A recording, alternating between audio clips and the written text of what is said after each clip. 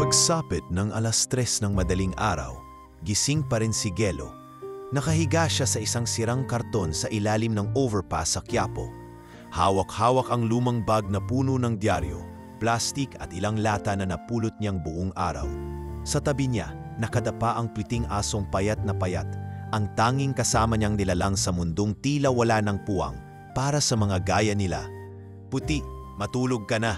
Baka bukas may matira pa tayong pandesal. Mahina niyang bulong habang hinihimas ang likod ng aso. Tahimik ang gabi, pero ramdam mo ang lamig ng kalye na parang yumayakap sa kanila sa paraang hindi mo gugustuhing maranasan. Si Gelo ay 10 taong gulang. Walang ama, walang ina, at walang kahit sinong magmamalasakit. Ang alam lang niya, iniwan siya ng ina sa barangay hall noong siya'y sanggol pa lang. Ayon sa matandang street sweeper, na minsang nagpakain sa kanya ng lugaw. Nilagay ka raw sa kahon ng sapatos, Gelo. Tapos nilagyan ng papel na may nakasulat na, "Pasensya na, hindi kita kayang buhayin." Mula noon, nagpalipat-lipat na siya sa kung sino-sinong estrangherong ginamit lang siya para mamalimos sa kalsada, hanggang sa matutong tumakas at mamuhay ng mag-isa sa lansangan. Isang beses, muntik na siyang mapasama sa isang grupo ng mga batang pinipilit magbenta ng solvent at magnakaw sa jeep. Pinilit siyang sumama ng isang matandang lalaking kilala sa tawag na Mangrado. "Magsama ka na sa amin, Gelo. Dito ka aasenso," nakangising wika ng matanda habang nakatitig sa kanya ng masama. Pero kahit bata, dama ni Gelo ang pangit na balak nito. Tumakbo siya ng mabilis, nilingon si Puti, at sabay silang lumusot sa eskinita paakyat sa overpass kung saan sila pansamantalang naninirahan. Simula noon, nilalayuan na niya ang mga katulad ni Mangrado. Hindi na niya balak ibenta ang kalayaan kapalit ng maling ginhawa. Araw-araw, gumigising si Gelo ng maaga para makapila sa karinderyang may libreng lugaw para sa mga batang kalye. Pero hindi palaging maswerte. Minsan, nauubusan siya. Kaya't kung may pagkakataong maalapit sa basurahan ng fast food o convenience store, sinusungkit niya ang mga tirang manok, kanin o burger na hindi pa lubos nabubulok. Hindi ito masarap, minsan maasim na, pero mas pipiliin pa niyang sumakit ang tiyan kaysa sa mamatay sa gutom. Isang umaga, habang binabasa niya ang natirang punit ng dyaryo sa isang sulok ng kalsada, napansin niya ang isang grupo ng estudyanteng naka-uniform. "Yak ang baho! Diyan pala natutulog yan?" tili ng isa. Tinapunan siya ng balat ng kendi at nagtawanan ng grupo. Tumayo si Gelo at tinikom ang bibig. Hindi siya lumaban, hindi siya sumagot. Kinuha lang niya ang piraso ng papel at lumayo ng tahimik. Sanay na siyang husgahan sa itsura, amoy at pagiging marumi. Pero sa likod ng maruming muka ay may batang tahimik na nangangarap. Madalas siyang sumilip sa bintana ng isang pampublikong paaralan sa may rekto. Nakadungaw siya mula sa labas ng gate habang pinagmamasdan ng mga estudyanteng nagkaklase. Isang araw, napansin siya ng isang guro. Lumapit ito sa gate at tinawag siya. "Hoy bata, gutom ka ba?" tanong ng babae na ang pangalan ay Teacher Grace. Tumangulang si Gelo. Ibinigay nito ang sariling baon, isang tinapay at Tetra Pak na juice. "Dapat nasa loob ka, hindi dyan.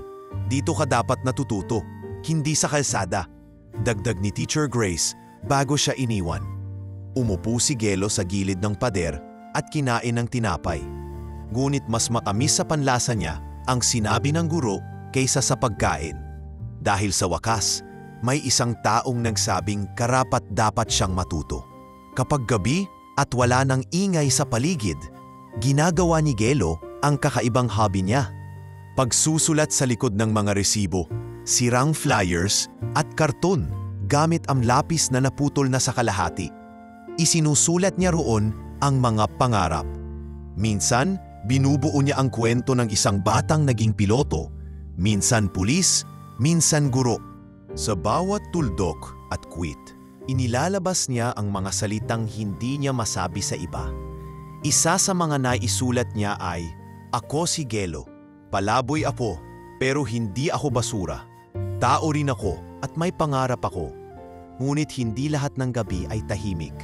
Minsan, May mga lasing na dumaraan at binabato ang mga natutulog sa bangketa. May mga pagkakataong kailangang yakapin ni Gelo si Puti habang nagtutuloy-tuloy ang ulan at walang masilungan. Ang sako nilang pantakip ay butas na, ang karton ay basa. Baka bukas, may araw na.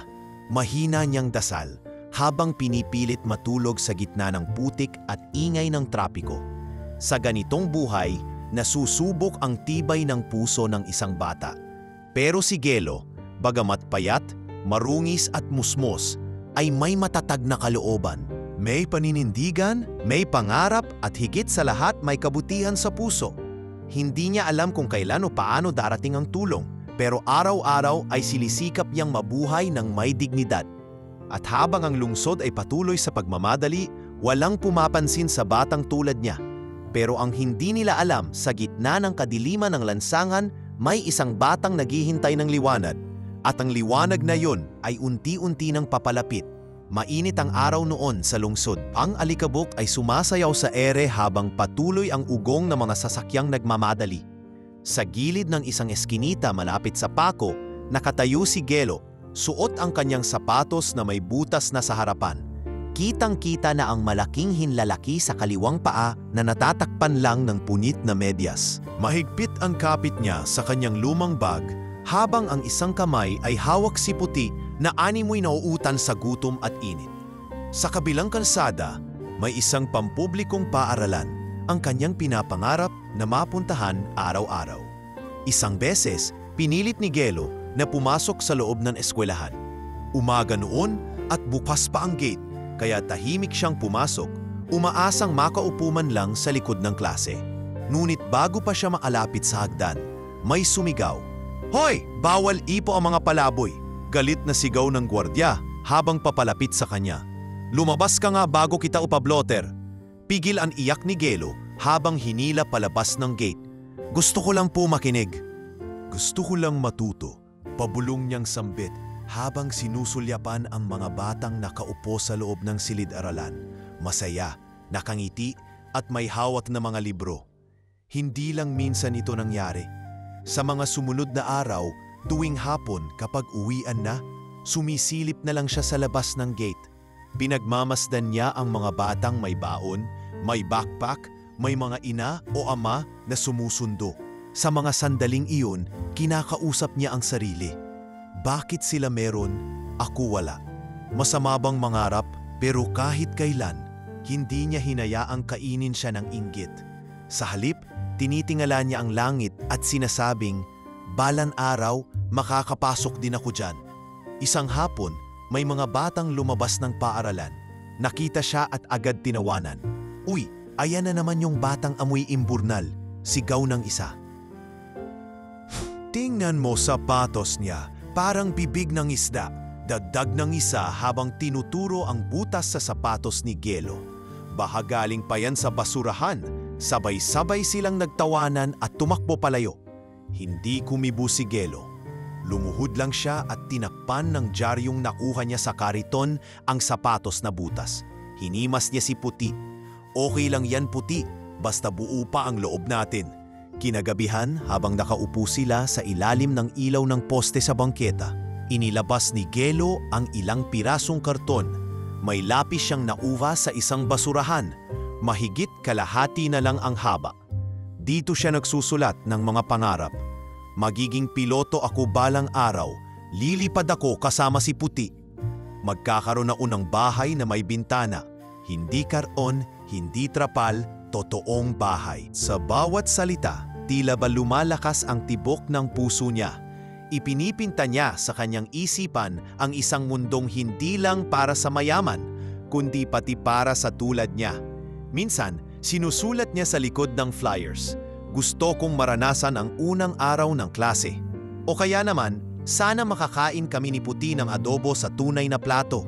Sa bawat piraso ng papel, naitatalaga niya ang mga pangarap na para sa iba'y ordinaryo lang, ngunit para sa kanya'y kasing halaga ng ginto. At habang abala siyang nagsusulat, palihim siyang pinagmamasdan ni Aling Merly, isang matandang tindera ng balut sa kanto. Lumapit ito sa kanya isang gabi. "Anak, lagi kitang nakikitang nagsusulat. Anong ginagawa mo riyan? Tanong ni Aling Merly habang iniabot ang isang nilagang itlog. Salamat po. Sinusulat ko lang po yung mga gusto kong mangyari kapag yumaki ako. Ngumiti si Jello habang tinanggap ang itlog at ipinakain muna kay Puti ang kalahati nito. Wala ka bang pamilya, iho? Wala po. Iniwan po ako nung baby pa ako. E paano kung matupad mo lahat ng sinulat mo dyan? Tanong ni Aling Merly. Baka matahimik na rin ako kahit pa sa bangketa lang ako tumanda. Seryosong sagot ng bata. Napailing ang matanda at sinabing, ang tapang mong bata ka. Isang gabi, malakas ang ulan. Tumulo na ang trapal na ginagamit nila bilang bubong sa gilid ng eskinita.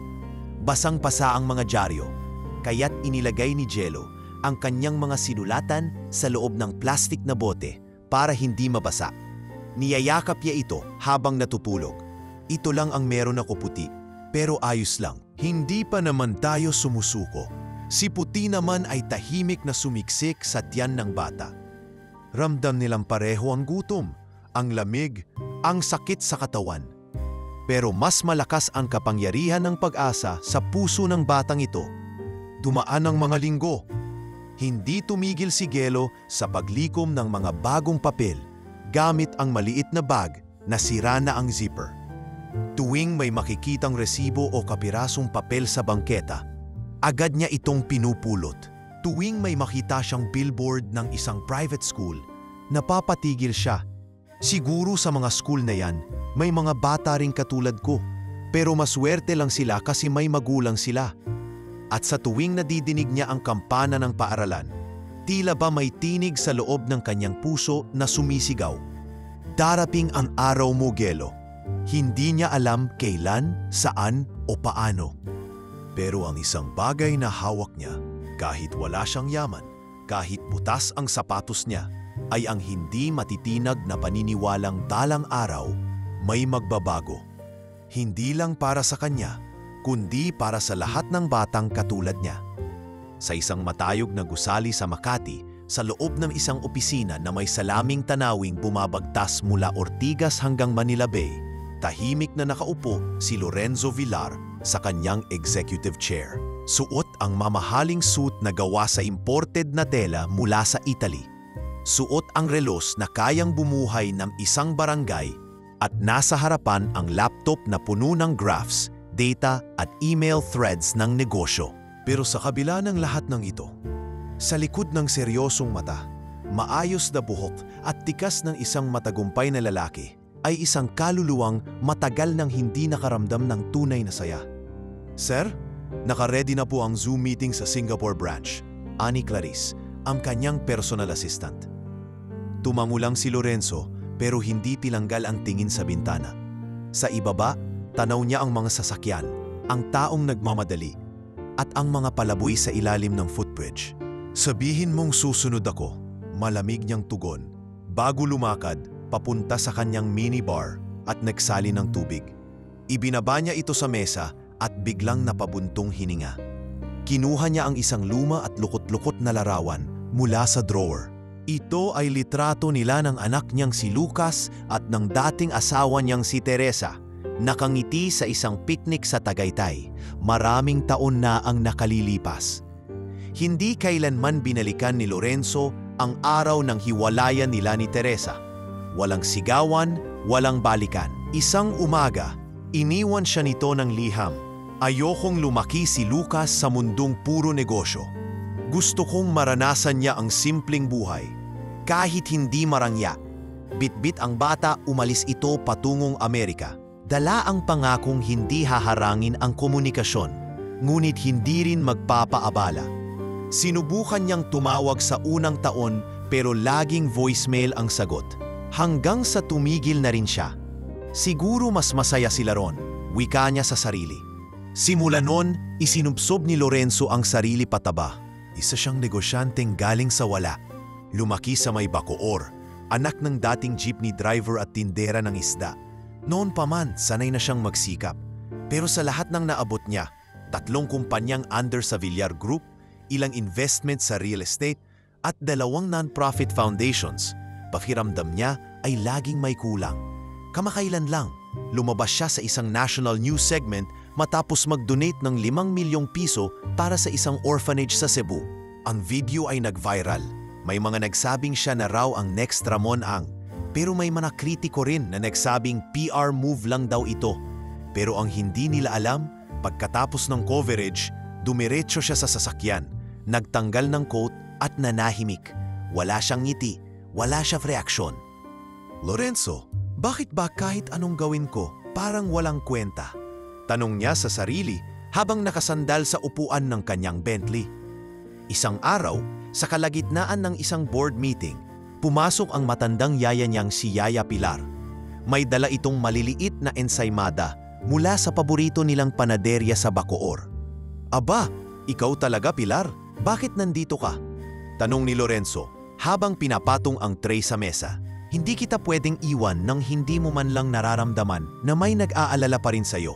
Sagot ng matanda. Tahimik lang si Lorenzo. Alam mo, sir, iba ka na talaga. Pero sa totoo lang, mas masarap ka pa rin kausap noong suot mo pa ay sirang tsinelas. Sabay ngiti ng yaya. Pinaupo niya ito. Nagkukwentuhan sila habang kumakain ng ensaymada. Sa mga mata ni Yaya Pilar, nakita ang matagal nang nawalang batang si Enzo. Ang palayaw niya noong mahirap pa sila. Yaya, aniya, paano kung wala na talaga akong pamilya? Napabuntong hininga si Pilar. Hindi lahat ng pamilya ay dugo, Enzo. Minsan, yung tinutulungan mo, yun din ang magiging dahilan ng pagbabalik mo.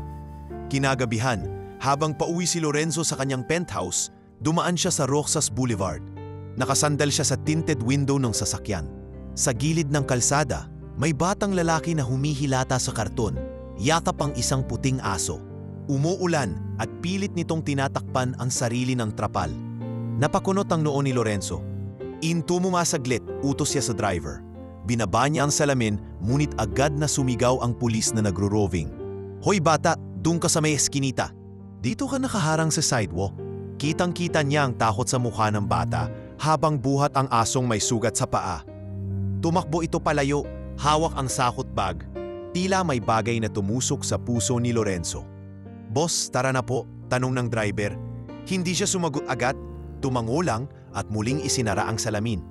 Ilang minuto pa, dumating sila sa penthouse niya sa BGC. Ngunit ang buong gabi, hindi niya maiwaglit sa isip ang batang iyon. Bakit tarang pamilyar? Tanong niya sa sarili. O baka, mas totoo, bakit parang ako yun dati? Nagbukas siya ng lumang box sa loob ng kanyang kwarto. Doon nahanap niya ang lumang sapatos niyang sirang-sira, ang kinopya niyang module sa grade 6 at isang papel kung saan sinulat niya noon, "Balang araw, hindi na ako magugutom." Tiningnan niya ito at napangiti sa pait. Ang yabang ko pala nung bata ako, sabay lunok ng laway. Pero ngayong may lahat na siya, bakit parang muling nauuhaw ang kaluluwa niya? Bakit sa bawat tagumpay, tila may kasamang katahimikan na walang saysay? Hindi niya alam, pero sa kauna-unahang pagkakataon, matapos ang mahabang panahon, may tinig sa kanyang puso ang tila kumakatok. Baka hindi yaman ang makakapuno ng butas sa puso mo, sir. At doon, isang ideya ang pumasok sa isip niya. Isang munting hinuha na magdadala sa kanya sa isang tagpong hindi niya kailanman inaasahan. Isang batang lalapit sa kanya. May tanong na babasag sa katahimikan ng kanyang buhay. Pero sa ngayon, ang gabi ay nananatiling tahimik, ngunit hindi ang puso niya. Ito'y unti-unting nagigising. Maagang nagising si Gelo kahit wala naman siyang higaan. Gaya ng mga nakaraang umaga, sa ilalim ng footbridge sa may Taft pa rin ang kanyang gising. Yakap si Puti habang ramdam ang lamig ng semento. Nanginginig ang kanyang katawan sa malamig na simoy ng hangin, lalo na't basa pa ang kanyang karton mula sa ulan kagabi. Kumakalam na ang kanyang tiyan, pero walang laman ang bulsa, ni barya, wala. Hinimas niya ang ulo ni Puti. Kaya natin to, baka ngayon makatsamba tayo ng tira-tira. Naglakad siya patungo sa mas mataong bahagi ng lungsod, sa tapat ng isang kilalang 5-star restaurant sa may Intramuros.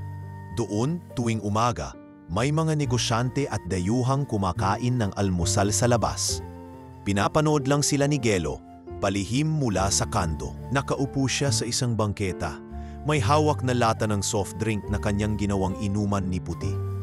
Ang mga tao, hindi siya pinapansin. Sanay na sa presensiya ng mga batang palaboy na tila parte na lamang ng tanawin sa kalye. Samantalang sa kabilang panig ng kwento, isang itim na luxury van ang huminto sa harap ng nasabing restaurant. Bumaba ang isang matangkad na lalaki na suot ang paborito nitong dark navy suit, may salamin sa mata at kalmadong naglalakad na tila hindi mapipigilan ng anumang ingay o istorbo sa paligid. Si Lorenzo Villar, kasasara lang ng deal niya sa isang foreign investor mula Japan. Narito siya upang mag-almusal at maghintay ng kasunod na meeting kasama ang mga opisyal ng lokal na bangko. Sa kanyang presensya pa lang, napapalingon na ang mga waiter at guests. Kilala siya, hindi lang bilang negosyante, kundi bilang isang misteryosong multimilyoner na bihirang ngumuti. Sa gilid ng kanyang paningin, nakita ni Lorenzo ang isang batang marumi, payat at may bitbit na aso, nakatitig sa mga plato ng pagkain sa loob. Sa loob ng ilang segundo, nagtama ang mga mata nila. Hindi umiwas si Gelo. Sa halip, marahang tumayo, bitbit si Puti at lumapit. Dahan-dahan, wari takot, pero may baon na lakas ng loob. Nang makalapit na sa mesa ni Lorenzo, tumigil ito sa gilid at tumingin sa kanya na parang pinipigilan ang pag-iyak. Pwede po ba akong kumain kasama kayo? Mahina, ngunit malinaw na wika ni Gelo. Napalingon ang buong paligid. Tumigil ang mga waiter. May isang matandang babaeng guest na napatakip sa bibig. Ang bodyguard ni Lorenzo ay agad lumapit. "Boss, gusto mo paalisin ko?" Tanong nito, tila alerto sa inaakalang istorbo. Si Lorenzo sa halip na sumagot agad, tumitig lang kay Gelo. Malamlam ang mga mata ng bata. Punong-puno ng pag-asa, ngunit bakas ang ilang taon ng pagdurusa. "Anong pangalan mo, iho?" Tanong ni Lorenzo habang ibinaba ang kutsara sa mesa.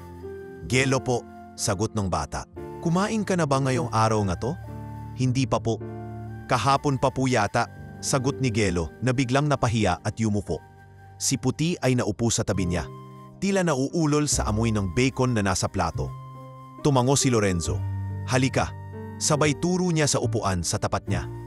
"Kung kaya mong sabayan ang almusal ko, edi tara." Napamulagat si Gelo. Ang bodyguard ni Lorenzo ay natigilan, pero hindi na kumibo. Napatingin ang restaurant manager at dali-daling lumapit. "Sir, pasensya na po, pero baka..." Pinutol ni Lorenzo ang kanyang sasabihin. "Ihanda niyo siya ng kapareho ng in-order ko, dagdagan ng mainit na gatas, at pakisama ang isang bowl para sa aso." Hindi agad nakapagsalita ang manager. Napayuo na lang at tumango. "Oo po, sir." Ang ibang guests ay bulungan, ang ilan kumukuha ng video. Ngunit si Lorenzo ay wala nang pakialam. Ang mga mata niya ay nakatuon lang sa bata. Hindi niya maintindihan kung bakit, pero may kung anong puwersa sa loob niya ang nagsasabing, "Huwag mo siyang palampasin." Umupo si Gelo sa tapat ni Lorenzo. Tahimik. Nakatingin lang sa lamesa hanggang dumating ang pagkain. Mainit na tapa, itlog, sinangag at isang baso ng gatas. May hiwalay ding mangkok para kay Puti na may kaunting rice at chicken strips. "Para po talaga to sa amin?" Tanong ni Gelo habang nanginginig pa ang kamay. "Oo," sagot ni Lorenzo. "Hindi mo na kailangang itanong. Kumain ka." Sa unang subo, napaiyak si Gelo. Hindi dahil sa sarap ng pagkain, kundi dahil sa pakiramdam ng tinanggap siya, nang hindi tinanong kung sino siya, kung saan siya galing o kung anong amoy niya. Kumain siya ng marahan, parang ayaw sayangin ang bawat kagat. Si Lorenzo ay tahimik lang na pinapanood siya. Sa gitna ng silid na puno ng marmol, chandelier at mamahaling kape, naroon ang isang maruming bata na parabang panandali ang naging bahagi ng mundo ng mayayaman. Matapos kumain, huminga ng malalim si Gelo at tahimik na nagsalita. "Salamat po, hindi ko po makakalimutan to."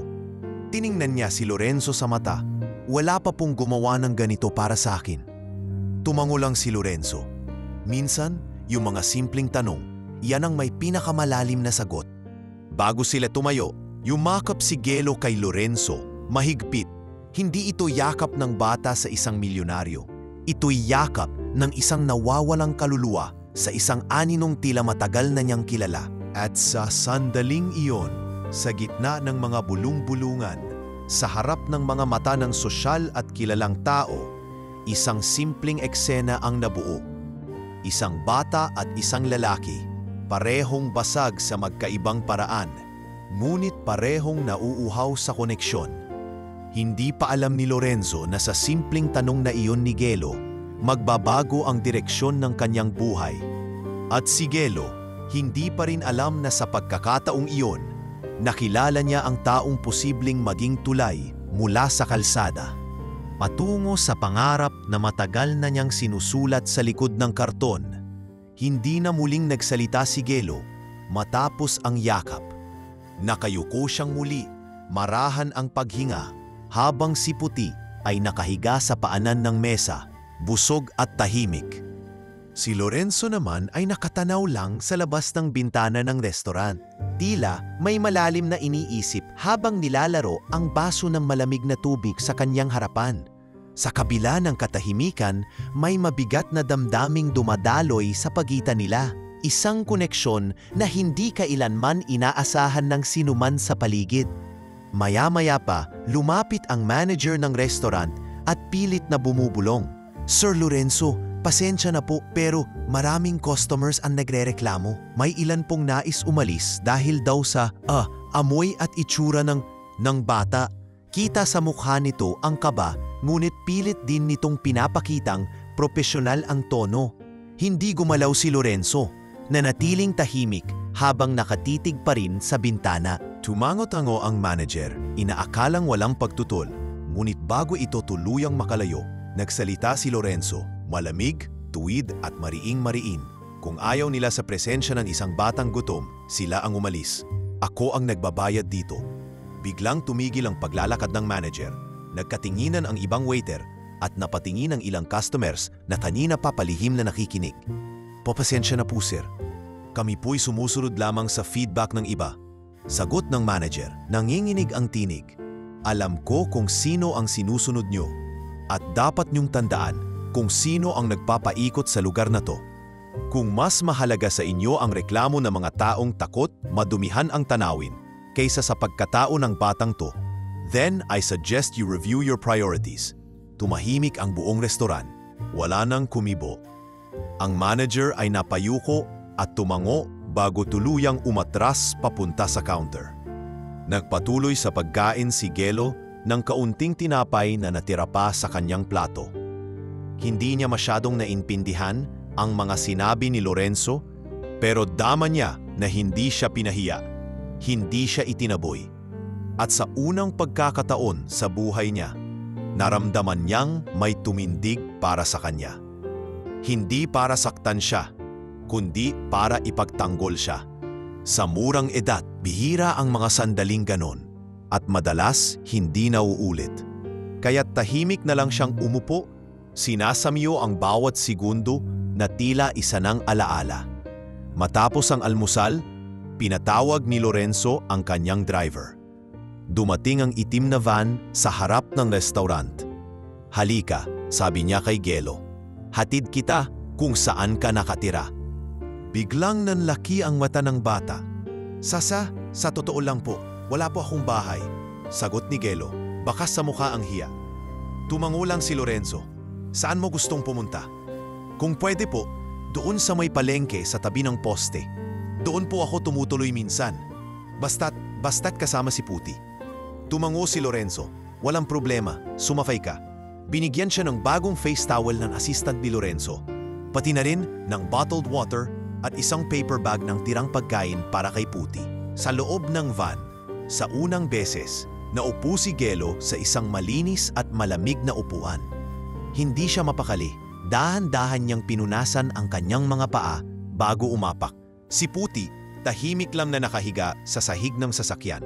Sa loob ng biyahe, walang masyadong usapan, pero iba ang katahimikan. Hindi ito malamig. May pahapyaw na kaginhawaan na para bang parehong hinihimas ang sugat ng isa't isa kahit walang salitang namumutawi. Pagdating nila sa may poste ng palengke, nakita ni Gelo ang kanyang lumang tambayan. Doon siya naglalatag ng karton tuwing gabi, tinatakpan ng trapal mula sa karipon ng basurero.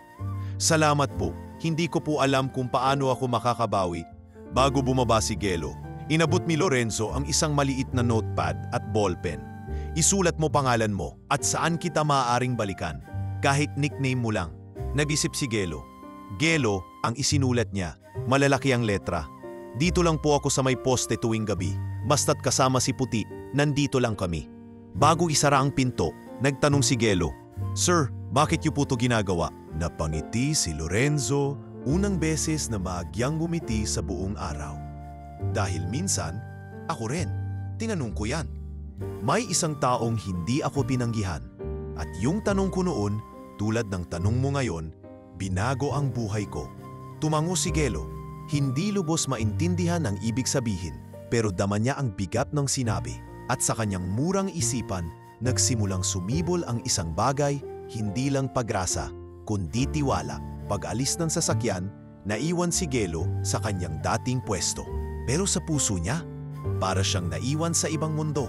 Isang mundong pinasok niya ng hindi inaasahan, ngunit ayaw na niyang talikuran. Nakaupo siya sa karton, pero hindi tulad ng dati. Hindi na siya basta bata sa kalsada. Isa na siyang batang nakaranas ng malasakit mula sa isang taong hindi niya inaakalang papansinin siya.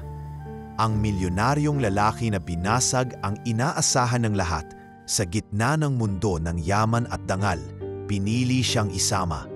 Hindi bilang limos, kundi bilang tao. At sa gabing iyon, habang nakahiga sa ilalim ng poste, niyakap ni Gelo ang kanyang lumang bag. Si Puti, tahimik na sumandal sa kanyang tagiliran. Pinikit niya ang mga mata. At muling inalala ang tanong na kanyang binitawan kanina. "Pwede po ba akong kumain kasama kayo?" Ang sabot ng lalaki ay hindi lang pagkain, dignidad, kundi isang pagkakataon, kundi isang paalala na minsan, sa gitna ng lungkot ng mundo, may magtatanong sa iyo pabalik, "Gusto mo bang may maghintay sa iyo bukas?" Kinabukasan, habang abala ang Maynila sa ingay ng traffic at ang mga tao sa kani-kanilang hanapbuhay, isang video ang tahimik na lumaganap sa social media. Isang amateur clip, kuha mula sa cellphone ng isang guest sa restaurant, kung saan kitang-kita kung paanong umupo ang isang batang marumi at gutom sa harap ng isang kilalang negosyante. Makikita sa video ang eksenang niyakap ng bata ang lalaki, at ang tugon ng huli, isang sulyap na puno ng damdamin at isang mahigpit na yakap pabalik. Wala pang ilang oras, umabot na sa libo-libo ang shares. Trending agad ang mga hashtags. Hashtag milyonaryong may puso. Hashtag Gelo at Lorenzo. Hashtag bata sa restaurant. May mga sumulat ng blog articles, may mga nag-react ng video commentaries. Marami ang humanga. Sana all may pusong ginto. Hindi lahat ng mayaman, walang pakialam. Nakakayak. Grabe ang eksena. Ngunit sa kabilang banda, hindi rin nawala ang mga mapanuring mata at dila ng social media. PR stunt lang yan. Pampabango ng pangalan. Wika ng ilang netizen. Aba di wow, may pa-viral effect. Baka may bagong negosyo. May ilan pa na kinu-question kung totoo ba raw ang eksena. Scripted. Baka talent lang yung bata. Pero kahit may mga negatibong komento, mas nangingibabaw ang iisang tanong ng karamihan. Sino ang batang iyon? Nasaan siya ngayon? Sa loob ng opisina ni Lorenzo, tahimik siyang nakaupo habang pinapanood ang balita sa kanyang flat screen. Nafa-feature sa GMA, ABS-CBN at TV5 ang clip ng almusal nila ni Gelo.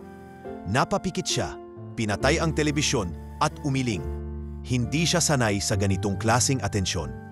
Mas sanay siya sa likod ng kortina, hindi sa spotlight. "Boss, gusto niyo po bang maglabas na official statement?" tanong ng asistante niyan si Clarice, habang hawak ang tablet na puno ng email at press inquiries. "Huwag," maiksing sagot ni Lorenzo. "Walang kailangang ipaliwanag. Pero sir, may mga media po na gustong i-feature ang kwento ninyo. Pati yung bata raw, kinahanap na nila. Baka raw pwede siyang makuhanan ng interview." Natigilan si Lorenzo. "Anong sabi mo? Kinahanap nila si Gelo?" Opo. At sir, may mga netizen po na nagtangkang puntahan yung lugar na sinasabing tinutuluyan ng bata. Yung sa may poste sa palengke sa Intramuros. Tumigil si Clarice, tila nag-aalangan. Pero ayon po sa isang contact natin, wala na raw yung bata roon. Hindi na nakita simula kagabi. Parang may biglang sumiklab na kaba sa dibdib ni Lorenzo. Tumayo siya at sa unang pagkakataon, hindi siya tumuloy sa nakatakdang business meeting. Maghanda ta, pupuntahan natin ang lugar na yon. Habang binabaybay nila ang lansangan, pilit pinipigil ni Lorenzo ang kaba. Binabalik-balikan ng isipan niya ang huling sandali kahapon, kung paano ngumiti si Gelo, kung paano siya yumakap, at kung paano ito bumaba ng sasakyan nang may liwanag sa mata. Isang liwanag na bihira niyang makita sa kahit sinong tao, bata man o matanda. Pagdating nila sa palengke, sinalubong sila ng amoy ng karneng hilaw, isdang tinapa, at tuyong pawis ng mga manggagawa. Sa ilalim ng poste, kung saan inilarawan ni Gelo na siya'y natutulog, isang bakanting espasyo na lang ang naroroon. Wala na ang karton. Wala na ang sako. Wala na si Gelo. Naglakad si Lorenzo, sinipat ang paligid at lumapit sa isang matandang basurero. Manong, may batang pulubi ba kayong nakita rito? May kasamang puting aso? Tanong niya. Ah, yung batang payat? Oo, nandito yan dati. Gabi-gabi kong matulog dyan. Pero kagabi, wala. Nabalitaan daw niya na may mga nagpapahanap sa kanya. Tapos takot na umalis. Baka raw kunin siya ng pulis o ipasok sa DSWD. Napapikit si Lorenzo. Saan siya maaaring nagpunta? Hindi ko alam, sir. Pero kung palaboy talaga siya, baka sa ilalim ng Jones Bridge o doon sa may bangketa ng Loton. Doon maraming batang tulad niya, mahirap nang hanapin. Sa loob ng sasakyan, tahimik si Lorenzo habang pinagmamasdan ang mga dumadaang tao sa labas. Sari-saring mukha, sari-saring kwento. Pero ang batang nagbigay ng ngiti sa kanya kahapon, wala na. At hindi niya maipaliwanag pero para bang may hinahabol siya. Hindi lang para sa bata, kundi para sa sarili niya. Kinagabihan, balik siya sa penthouse. Pero wala siyang ganang kumain. Binuksan niya ang drawer ng lamesa at kinuha ang lumang sketchbook na minsan niyang nilimot. Doon, nung bata pa siya, nagsusulat siya ng mga pangarap sa lapis. Gaya ng ginagawa ni Gelo, binuksan niya ito at may nakita siyang lumang guhit. Isang batang lalaki, may hawak na manok, nakatayo sa tabi ng kariton. May malaking ngiti sa mukha. Ako yan dati, bulong niya. Tumingin siya sa bintana. Walang bituin sa langit. Pero sa ilalim ng liwanag ng billboard, isang batang Gelo ang naiisip niyang pagalagala. Nyuling kutom, muling natatakot. Pinikit niya ang mga mata. Mahigpit ang hawak sa sketchbook. Hindi ako papayag, anya sa sarili. Hindi kita hahayaang mawala. Hindi matapos ang kwento natin dito lang. Kinabukasan, ginamit niya ang lahat ng koneksyon niya. Contact sa DSWD, mga tauhan sa barangay, maging ilang vlogger na may access sa street communities. Lahat ng impormasyon, ipinasok niya sa database na binuo ng kanyang team.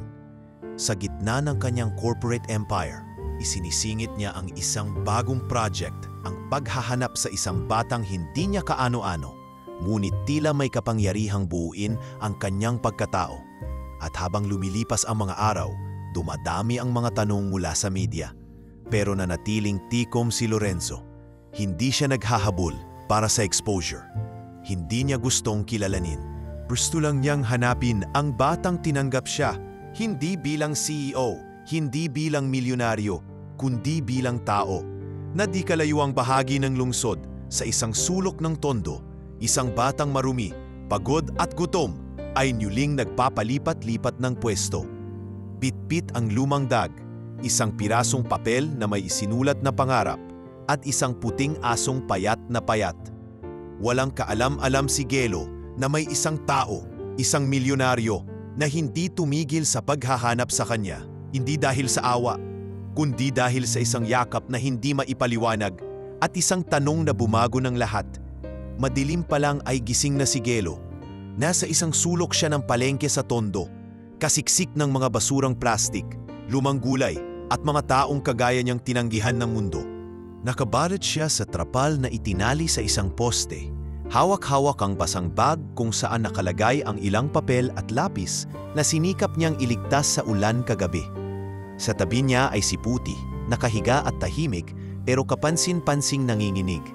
Umuubo na ito paminsan-minsan at may tila naninigas sa kaliwang paa nito. Alam ni Gelo, may lagnat si Puti at katulad ng mga gabi na nakaraan, wala silang kinain mula kahapon. Habang pinagmamasdan niya ang unti-unting paggising ng palengke, naramdaman niya ang biglang pagkalam ng sikmura. Bumangon siya, hawak ang tiyan at tinapik si Puti. "Tara na Puti, baka may merienda sa gilid-gilid." Binuhat niya ang asong payat kahit hirap siya at nagsimula silang maglakad. Sa bawat hakbang, ramdam niya ang panghihina ng katawan. Tila ba sinasabayan ng langit ang pagod ng kaluluwa niya. Sa isang karinderya, tinangkang kunin ni Gelo ang nahulog na plastik na may lamang kaning lamig. Ngunit bago pa man niya maabot, may humampas ng tsinelas sa kanyang braso. "Hoy, umalis ka nga riyan! Ang baho-baho mo! Huwag mong pakialaman yan!" Sigaw ng tindera. Napaatras si Gelo, hawak ang braso at napayuko. "Pasensya na po," mahina niyang sabi habang binuhat si Puti palayo. Habang papalayo sila, narinig niyang may tumatawa. "Akala mo sino? Mukha namang patay gutom." Tahimik siyang lumayo. Hindi na siya umiiyak. Wala na ring luha. Sanay na. Sa gilid ng isang bangketa, naupo siya at itinagilid si Puti. "Kaya mo pa ba?" tanong niya sa aso habang pinupunasan ng punit na damit ang noo nito. Tila sagot, umungol lang si Puti at pumikit. Isang grupo ng batang kalye ang napadaan. "Uy, yan ba yung batang viral sa Facebook?" tanong ng isa. Sabay turo kay Gelo. "Yung kasama nung mayaman sa restoran? Eto na ba yon?" tanong ng isa. Sabay lapit at walang paalam na kinuha ang bag ni Gelo. "Baka may laman to. Nagkakapera na kasi to eh." "Wag, akin yan," sigaw ni Gelo habang pilit inaagaw pabalik ang bag. Pero mas malaki ang isa sa mga bata at itinulak siya. Tumilapon siya sa semento, sugatan ng tuhod. Umiyak si Puti at pilit na tumahol. Mabagal, mahina, hindi makatakbo. Pakyu. Mura ng bata habang itinapon ang laman ng bag ni Gelo sa kanal. Mga papel, lapis, at ang tanging piraso ng lumang resibo kung saan nakasulat ang salitang piloto. Nang umalis na ang grupo, lumapit si Gelo sa tubig kanal at isa-isang pinulot ang mga papel. Basa na, ang iba hindi na mababasa. "Wala na," mahina niyang sabi. Wala na silang tinira. Tinakpan niya ang mukha. Hindi niya alam kung gutom, galit o sakit sa dibdib ang nangingibabaw. Basta't sa sandaling iyon, pakiramdam niya ay tinanggalan na siya ng karapatang mangarap. Nang hapong iyon, humiga siya sa isang kahoy na bench sa tabi ng jeepney terminal. Yakap si Puti kahit ang huli ay tila wala ng lakas para tumahol. Wala ni isa man ang lumapit. Ang iba'y umiiwas pa. Nakakatakot yang mga batang palaboy. "Baka magnakaw," sabi ng isang ale habang hawak ang anak. At doon, naramdaman ni Gelo ang tunay na bigat ng kanyang pagkatao. Hindi siya bata sa mata ng lipunan. Isa siyang problema. Isang basura sa tingin ng marami. "Pwede po bang makitulog lang dito?" tanong niya sa isang mamang driver ng jeep. Hindi siya sinagot.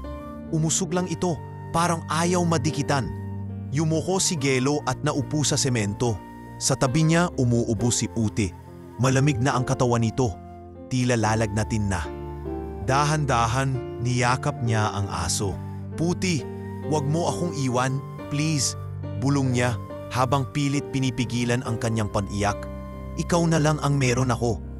Sa kabilang dulo ng lungsod, sa penthouse ni Lorenzo, gulong-gulo ang kanyang isip. May report ang tauhan niya. Wala si Gelo sa poste. May ilang batang nagsabing nakita raw itong patuloy na tumatakbo palayo dahil natakot sa mga taong nanghahabol ng interview. Hindi niya naintindihan. Akala niya ikukulong siya o aalisin ang aso niya, sabi ng isang social worker. "Bakit hindi siya nagtago sa akin?" tanong ni Lorenzo. "Bakit hindi siya nagtiwala?" "Sir, sanay pong takbuhan ng mundo ng mga gaya niya. Di sila marunong humawak ng tulong. kasi walang nagturo sa kanila kung paano. Hindi na nakatulog si Lorenzo ng gabing iyon. Binuksan niya ang cellphone. Pinanood muli ang video kung saan yakap siya ni Gelo. Paulit-ulit. Parang may puwersang bumabalik sa kanyang dibdib. Isang paghahanap. Hindi siya makapaniwala na sa dami ng pamilyang tumanggap ng tulong mula sa kanya, sa dami ng bata sa mga eskwelahang sinusuportahan ng foundation niya, isang Gelo lang ang hindi niya matanggap na mawala. Kinabukasan, personal siyang nagtungo sa mga underpass, sa mga bangketa sa Maynila. Walang media, walang bodyguard. Tanging simpleng polo shirt at cap. Hinanap niya si Gelo sa mata ng bawat batang nakikita niya. Tumatanong siya sa mga vendor, mga pulubi, kahit mga basurero. Ngunit isang pangalan lang ang sinasambit niya.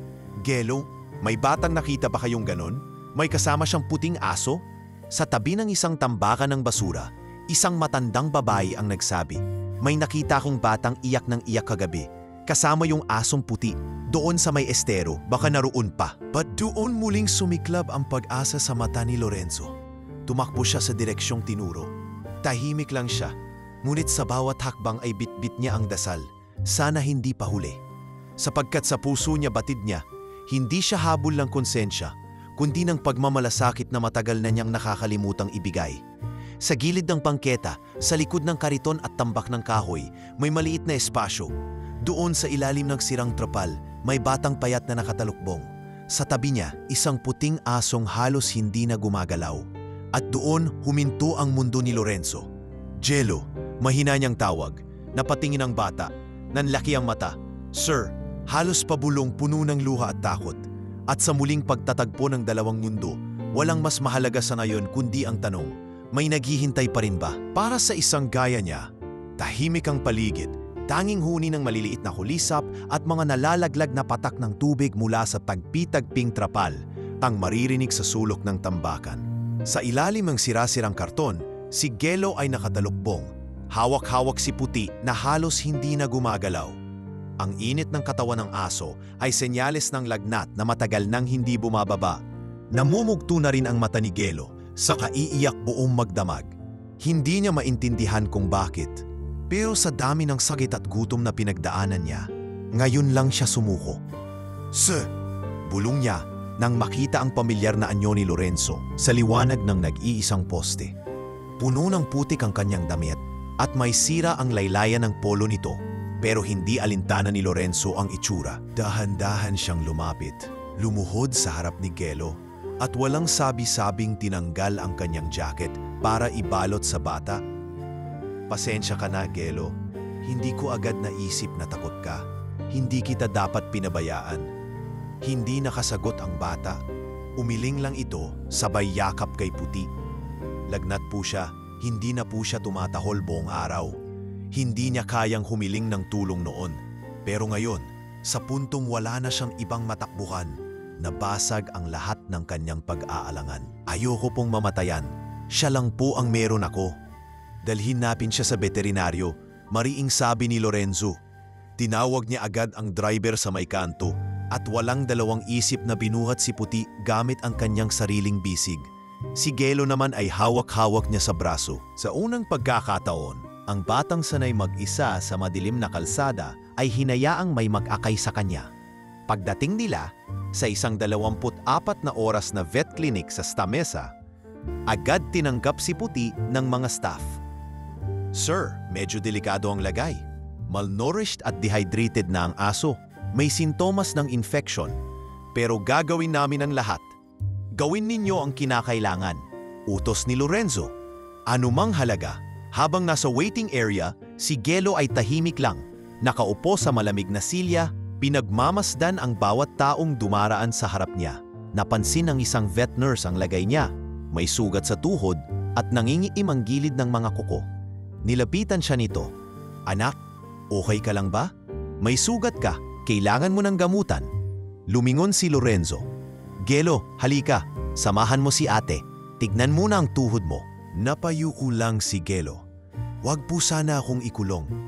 Lumingon si Lorenzo sa nurse. "Walang ikukulong. Gamutin lang natin ang sugat niya. Ako ang sasagot sa lahat." Sa loob ng klinik, habang ginagamot si Gelo, Tuluyan nang bumigay ang kanyang katawan. Nang maramdaman niyang ligtas siya, saka lang niya ininda ang sakit ng mga galos, ang init ng lagnat sa batok, ang panghihina ng katawan. Pinahiga muna siya sa maliit na kama habang nililinis ang sugat sa binti. Muli niyang naalala ang mga papel na itinapon, ang mga panaginip na binura ng ulan, at ang mga salita ng mga taong itinuring siyang wala. Ngunit sa oras ding iyon, sa labas ng pintuan, nakatayo si Lorenzo. Pinagmamasdan ang batang tila muli niyang nakita sa salamin ng nakaraan. Hindi na niya inisip ang board meetings na hindi niya nadaluhan, ang mga pawag na hindi nasagot. Ang importante ngayon ay ang batang ito at ang asong kanyang kaibigan. Dalawang nilalang na, sa kabila ng lahat, ay marunong magmahal at magtiwala. Ilang oras ang lumipas. Lumabas ang vet. "Sir, stable na po ang aso. Pero kailangan pong i-confine ng 3 hanggang 5 araw para sa full recovery." "Salamat," sagot ni Lorenzo. "Ituloy lang ninyo." Pagkagising ni Gelo, agad niyang hinanap si Puti. "Popo, kumusta po si Puti?" nanginginig niyang tanong. "Mas maayos na siya ngayon. Nasa recovery room. Hindi kanya iniwan kahit mahina na siya," sagot ni Lorenzo habang naupo sa tabi ng bata. "At hindi na rin kita iiwan, Gelo." Tuluyang bumigay ang luha ni Gelo. Hindi siya umiiyak dahil sa takot o sakit, kundi dahil sa wakas, may isang taong hindi lang basta tumulong, kundi nanindigan para manatili. "Bakit po? Ako pa.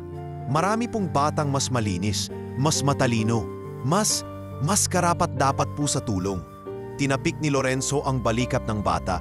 "Hindi kita pinili dahil sa itsura mo. Pinili kita dahil sa tibay ng loob mo. Dahil sa mata mo, nakita ko ang batang ako noon." "Sir," mahinang sagot ni Gelo, "kailangan ko na po bang bumalik sa kalsada pagkatapos nito?" Umiling si Lorenzo.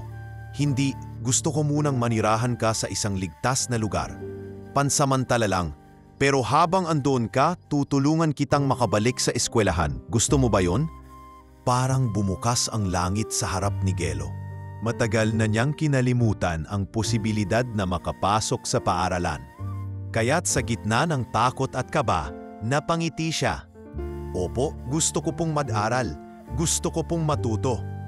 Kung gayon, tutulungan kitang simulan ulit. Pero sa pagkakataong ito, hindi ka na mag-isa."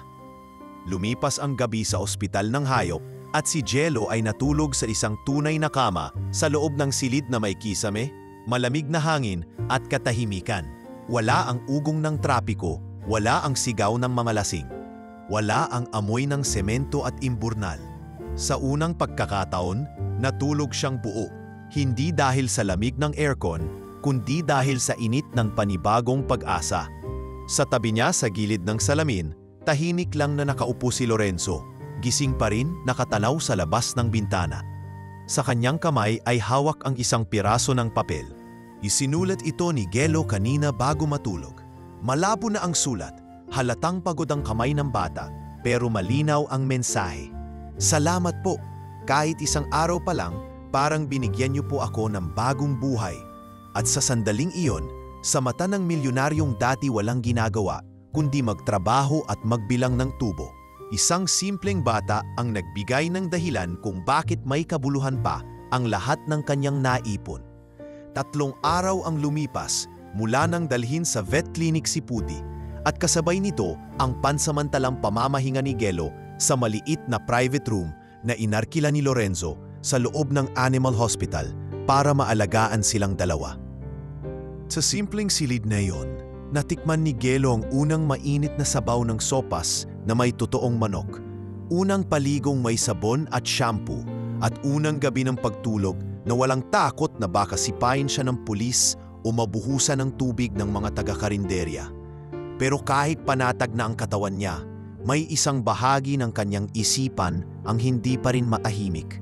Habang nakahiga siya sa kama, nakatanaw sa kisame, binalikan niya ang mga lumang gabi sa ilalim ng tulay, sa gilid ng kanal, sa palengke kung saan kahit isang maliit na sapatos na di butas ay isang luho na. Hindi pa rin siya makapaniwala sa lahat ng nangyayari. Si Puti, na ngayon ay naka-IV drip, ay muling tumahol kaninang umaga, senyales na bumabalik na ang sigla. Bumisita rin ang veterinaryo at masayang ibinalita. Kung tuloy-tuloy ang gamutan, makakauwi na siya sa loob ng 3 araw. Uuwi? Tanong ni Gelo sa sarili, habang pinagmamasdan si Puti na ngayon ay natutulog ng mahimbing. Pero saan? Kasabay ng pagbalik ng lakas ni Gelo ay ang muling pagdaping ni Lorenzo. Simpleng polo lang ang suot nito at may dala siyang 2 paper bag. Isa para sa mga bagong damit ni Gelo at isa para sa ilang kanin at adobong manok na ipinaluto niya sa personal chef ng kanyang bahay. Naupo siya sa tabi ni Gelo at inilapag ang pagkain sa maliit na mesa. Kamusta na ang pakiramdam? Tanong ni Lorenzo habang tinutulungan siyang ayusin ang tray. Mas maayos na po. Salamat po sa damit. At sa pagkain, mahinang tugon ni Gelo habang pinagmamasdan ang maayos na pagkakalatag ng kutsara at tinidor. Hindi po ako sanay kumain ng ganito kaganda ang plato.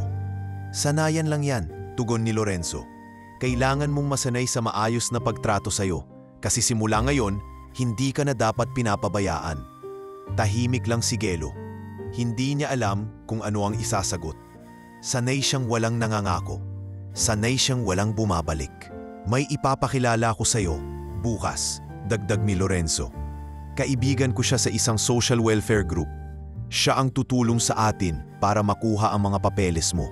Wala ka bang birth certificate? Umiling si Gelo. Wala po akong alam sa mga papel. Hindi ko rin po alam kung anong birthday ko. Okay lang yan. Mas marami pa ang batang walang dokumento kaysa sa iniisip natin. Pero gagawan natin ng paraan. Kasi kung gusto mong makapag-aral, kailangan natin yan. Napatitig si Gelo. Totoo po ba to, sir? Yung mag-aaral ako sa totoong classroom? Hindi po ito biro lang? Tumingin si Lorenzo sa mata niya. Gelo, hindi kita tinulungan para lang pakainin. Tinulungan kita kasi naniniwala ako na may mararating ka. Pero hindi kita pipilitin. Kung gusto mo lang ng tulong ngayon, okay lang. Pero kung gusto mong baguhin ang buong buhay mo, andito lang ako. Napayuko si Gelo. Ilang sandali siyang hindi nagsalita. Tapos ay tumango. Gusto ko po. Gusto kong magbago ang buhay ko. Kinabukasan, dinala ni Lorenzo si Gelo sa isang kilalang NGO sa Quezon City. Doon niya ipinakilala si Ma'am Len, isang social worker na 20 taon nang tumutulong sa mga batang kalsada.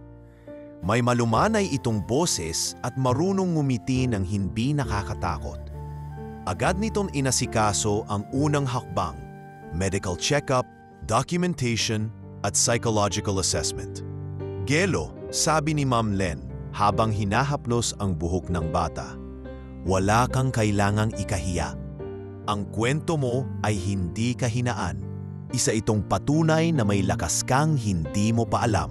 Hindi ko po alam kung paano magsimula, sagot ni Gelo. Ang mahalaga, gusto mong magsimula. Kami ang bahala sa susunod. Samantala, habang inaasikaso ni Ma'am Len ang mga dokumento, iniwan muna ni Lorenzo si Gelo sa ilalim ng pangangalaga ng NGO para makapagpahinga. Sa loob ng shelter nila, may 5 batang tulad ni Gelo. Puro dating palaboy pero ngayon nakasuot ng malinis na damit, may takdang aralin sa mesa at may mga laruan sa isang sulok. Isa sa kanila ang lumapit kay Gelo. Ikaw ba yung sa TV? Yung kasama ni Kuya Lorenzo? Po, tanong ni Gelo, medyo na ilang. Ang swerte mo naman, pinili ka niya. Dati ako rin, pero iniwan niya ako rito kasi sabi niya, kailangan ko munang matutong tumayo sa sarili ko. Pinili ka rin niya, mahina ngunit buo ang tinig ni Gelo.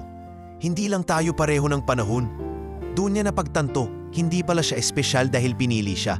Espesyal siya dahil pinili niyang tanggapin ang tulong. At iyon ang unang hakbang sa pagbabago. Pagsapit ng gabi, habang nakahiga si Gelo sa malinis na kutson sa loob ng shelter, may iniabot si Ma'am Len, isang notebook. Para sa mga kwento mo. Sabi ni Sir Lorenzo, mahilig ka raw magsulat. Hawak-hawak ang ballpen, nagsimula siyang magsulat. Sa unang pahina, ako si Gelo, dati akong batang kalye.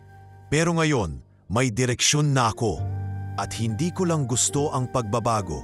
Handa akong lumaban para dito, sa labas ng shelter, habang nakasakay sa sasakyan. Si Lorenzo ay nakatanaw sa ilaw ng silid kung saan natutulog si Gelo. Sa kanyang bulsa ay may lumang papel na basa at gusot, isa sa mga naligtas sa kanal nang sinubukan niyang hanapin si Gelo. Doon nakasulat sa masikip na sulat ng isang batang marumi ang kamay, "Gusto kong maging piloto." At sa isip niya, may isang pangakong paulit-ulit niyang binibigkas. Hindi kita hahayaan na lumipad ng mag-isa. Isang linggo ang lumipas mula nang tuluyang mailipat si Gelo sa pansamantalang tirahan na inihanda ni Lorenzo. Isang maliit ngunit maayos na unit sa isang lumang gusali sa Pasig, malapit sa isang pampublikong paaralan. Hindi ito marangya, pero may sariling banyo, maliit na kusina at 2 kama, isa para sa kanya at isa para kay Puti, na ngayon ay ganap nang nakakaaligid. Tahimik ngunit muling masigla. Pinagawa ni Lorenzo ang unit, pinalinis at pinaripaint ng pastel blue ang dingding, kulay ng langit na matagal nang hindi nasilaya ni Gelo sa kanyang dating mundo. Nang unang hakbang niya sa loob, napaigtad siya sa lamig ng tile sa kanyang paa. Hindi sanay ang kanyang talambakan na hindi dumidikit sa alikabok o simento. "Akin ba talaga to?" tanong niya kay Lorenzo habang pinipisil ang kanyang sarili, waring ayaw maniwala. "Oo, sayo habang inaalagaan mo," sagot ni Lorenzo. "Hindi kailangan ng pirma para malaman mong may nagmamalasakit." Kasama ni Lorenzo ang isang babaeng nasa mid-30s na pinakilala bilang Ate Maris, isang social worker mula sa partner NGO na siyang tutulong kay Gelo sa mga susunod na buwan. "Gelo," wika ni Ate Maris habang nilalabas ang ilang gamit mula sa eco bag. "Ito ang mga initial school supplies mo, notebook, lapis at uniforme. Magsisimula ka na sa eskwela sa Lunes." Napayuko si Gelo. "Hindi po ako marunong sumulat ng maayos." "Hindi mo kailangang maging magaling agad," sagot ni Ate Maris. "Ang mahalaga gusto mo matuto. Yun ang hindi kayang ibigay ng kahit anong diploma." Noong sumunod na araw, sinamahan siya ni Ate Maris sa pinakamalapit na public school. Grade 2 ang inirekomendang placement niya base sa assessment. Pero hindi siya inasahan na makasabay agad. Nakasuot siya ng bagong uniform, medyo maluwag sa balikat, pero sapat na para maramdaman niya ang respeto. May sapatos na rin siya at bag na hindi sira. Pagdating nila sa gate, nag-aalangan siyang pumasok. "Baka pumapalayas ako, gaya nung dati." Ngunit binati siya ng guard, hindi ng sigaw, kundi ng ngiti. "Ikaw ba si Gelo? Ikaw yung scholar ni Sir Villar, di ba? Halika, dito ka." At doon niya muling naranasan ang pumasok sa silid-aralan. Hindi bilang palaboy, kundi bilang estudyante. Tahimik siya noong unang araw, nakaupo sa pinakalikod, walang imik. Pero nang iabot ng guro ang kanyang unang lapis at papel, hindi niya napigilang ngumiti. Sumulat siya ng isang linya sa itaas ng kanyang kwaderno. "Ako si Gelo, isa akong batang nangangarap." Habang lumilipas ang mga linggo, unti-unting napapansin ng mga guro ang sipag at likas na talino ng bata. Bagamat mabagal magsulat, mabilis siyang makaunawa. Sa bawat tanong ng guro, siya ang unang nangitaas ng kamay. "Gusto ko pong maging piloto," sagot niya sa isang assignment tungkol sa pangarap. Tila ba sumasayaw ang kanyang dila sa tuwing binabanggit niya ito. At sa bawat pagkukwento niya tungkol sa dating buhay sa kalye, hindi siya umiiyak. Sa halip, ginagamit niya ang bawat alaala bilang inspirasyon. Tuwing hapon, pag-uwi mula sa eskwela, dinadatnan niya si Puti na nakadungaw sa bintana parang naghihintay. Iyon ang pinaka-inaabangan niyang oras. Ang simpleng hapunan sa maliit na mesa, sabay silang dalawa. Minsan, sardinas. Minsan, piniritong itlog. Pero talaging may kwento. "Puti, alam mo ba? Nakatanggap ako ng star kanina." Sabay abot ng papel na may tatak ng "Good job." Ganon nila sinusukat ang tagumpay. Hindi sa presyo ng pagkain, kundi sa dami ng dahilan para ngumiti. Linggo naman ay espesyal na araw. Tuwing linggo, dumadalaw si Lorenzo. Minsan, may dalang panibagong libro, minsan, bagong sketchpad. Pero kahit walang bitbit, Sapat na ang presensya niya para mapuno ang bahay ng buhay. Isang araw, habang nagkakape sa maliit na mesa, tinanong niya si Gelo, "Kumusta? Kaya pa?" "Kaya po," sagot ng bata. "Masaya po ako, pero natatakot po akong baka isang araw mawala ito." Tumingin si Lorenzo sa kanya. "Bakit mo naisip yun?" "Sanay po kasi akong nawawalan." Mahinang sagot ni Gelo. "Hindi ka mawawalan ngayon," sagot ni Lorenzo. "Kasi hindi ka na nag-iisa." Kinagabihan, sinulat ni Gelo ang mga pangyayaring iyon sa bagong notebook na bigay ni Ate Mariz. Marami palang klase ng tahanan, isinulat niya. May tahanan sa ilalim ng tulay, may tahanan sa karton, pero ito ang una kong tahanan na may dingding, may bintana at higit sa lahat, may pangarap sa loob. Naging bahagi na ng kanyang araw-araw ang pag-aaral, ang pagkukwento, ang pakikinig sa mga kwento ng iba. Naging kaibigan niya ang ilang kaklase, si Marco na laging nagpatautang ng pambura, si Nadine na matala sa spelling, at si Teacher Sel na sa unang linggo pa lang ay nagsabing, "Gelo, alam mong matalino ka, no?" Hindi pa lubos maipaliwanag ni Gelo ang lahat ng kanyang nararamdaman. Pero ang bawat hakbang papunta sa silid-aralan, bawat pag-upo sa klase, bawat guhit sa papel, ay tila pagbura sa nakaraan. Hindi para kalimutan ito, kundi para gamitin itong patunay na posible ang pagbabago. At sa bawat titig niya kay Puti, alam niyang may isang bahagi ng kanyang buhay na palaging magpapaalala kung saan siya galing. At si Lorenzo, sa tuwing nakikita ang batang masigla, masayahin, at mas lalong lumalalim sa pangarap, ay unti-unting napupunan ang bahaging matagal nang hungkag sa kanyang buhay. Hindi na niya kailangan ng palakpakan, ng media, o ng kumpirmasyon mula sa mundo. Ang isang Gelo lang, sapat na para maramdaman niyang buhay pa pala siya. Doon nagsimula ang panibagong kabanata ng batang minsang kumain sa ilalim ng ulan at ngayoy nag-aaral sa ilalim ng liwanag. Sa bawat araw na lumilipas, mas tumitibay ang pundasyon ng buhay na dati ay parang himala lang sa panaginip. Ngunit para kay Gelo, ito na ang totoo. Mabilis lumipas ang mga buwan.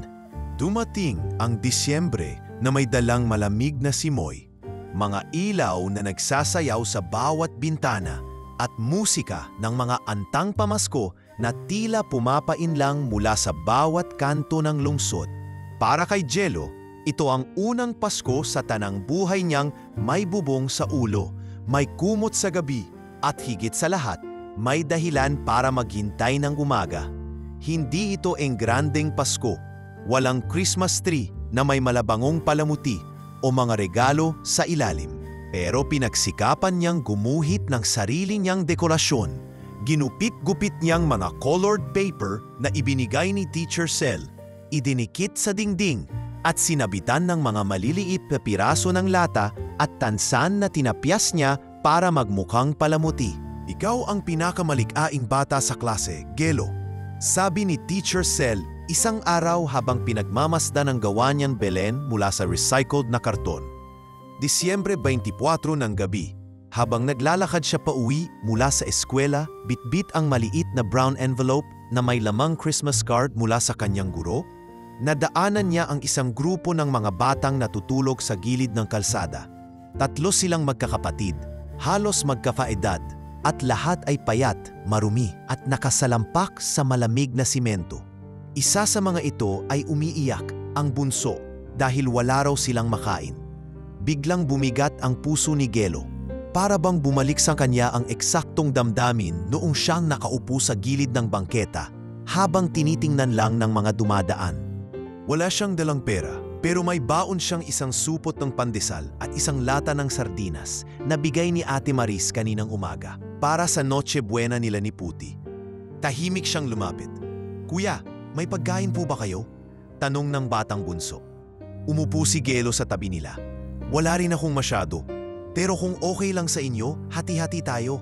Aniya sabay inilabas ang baon. Hinati-hati niya ang pandesal.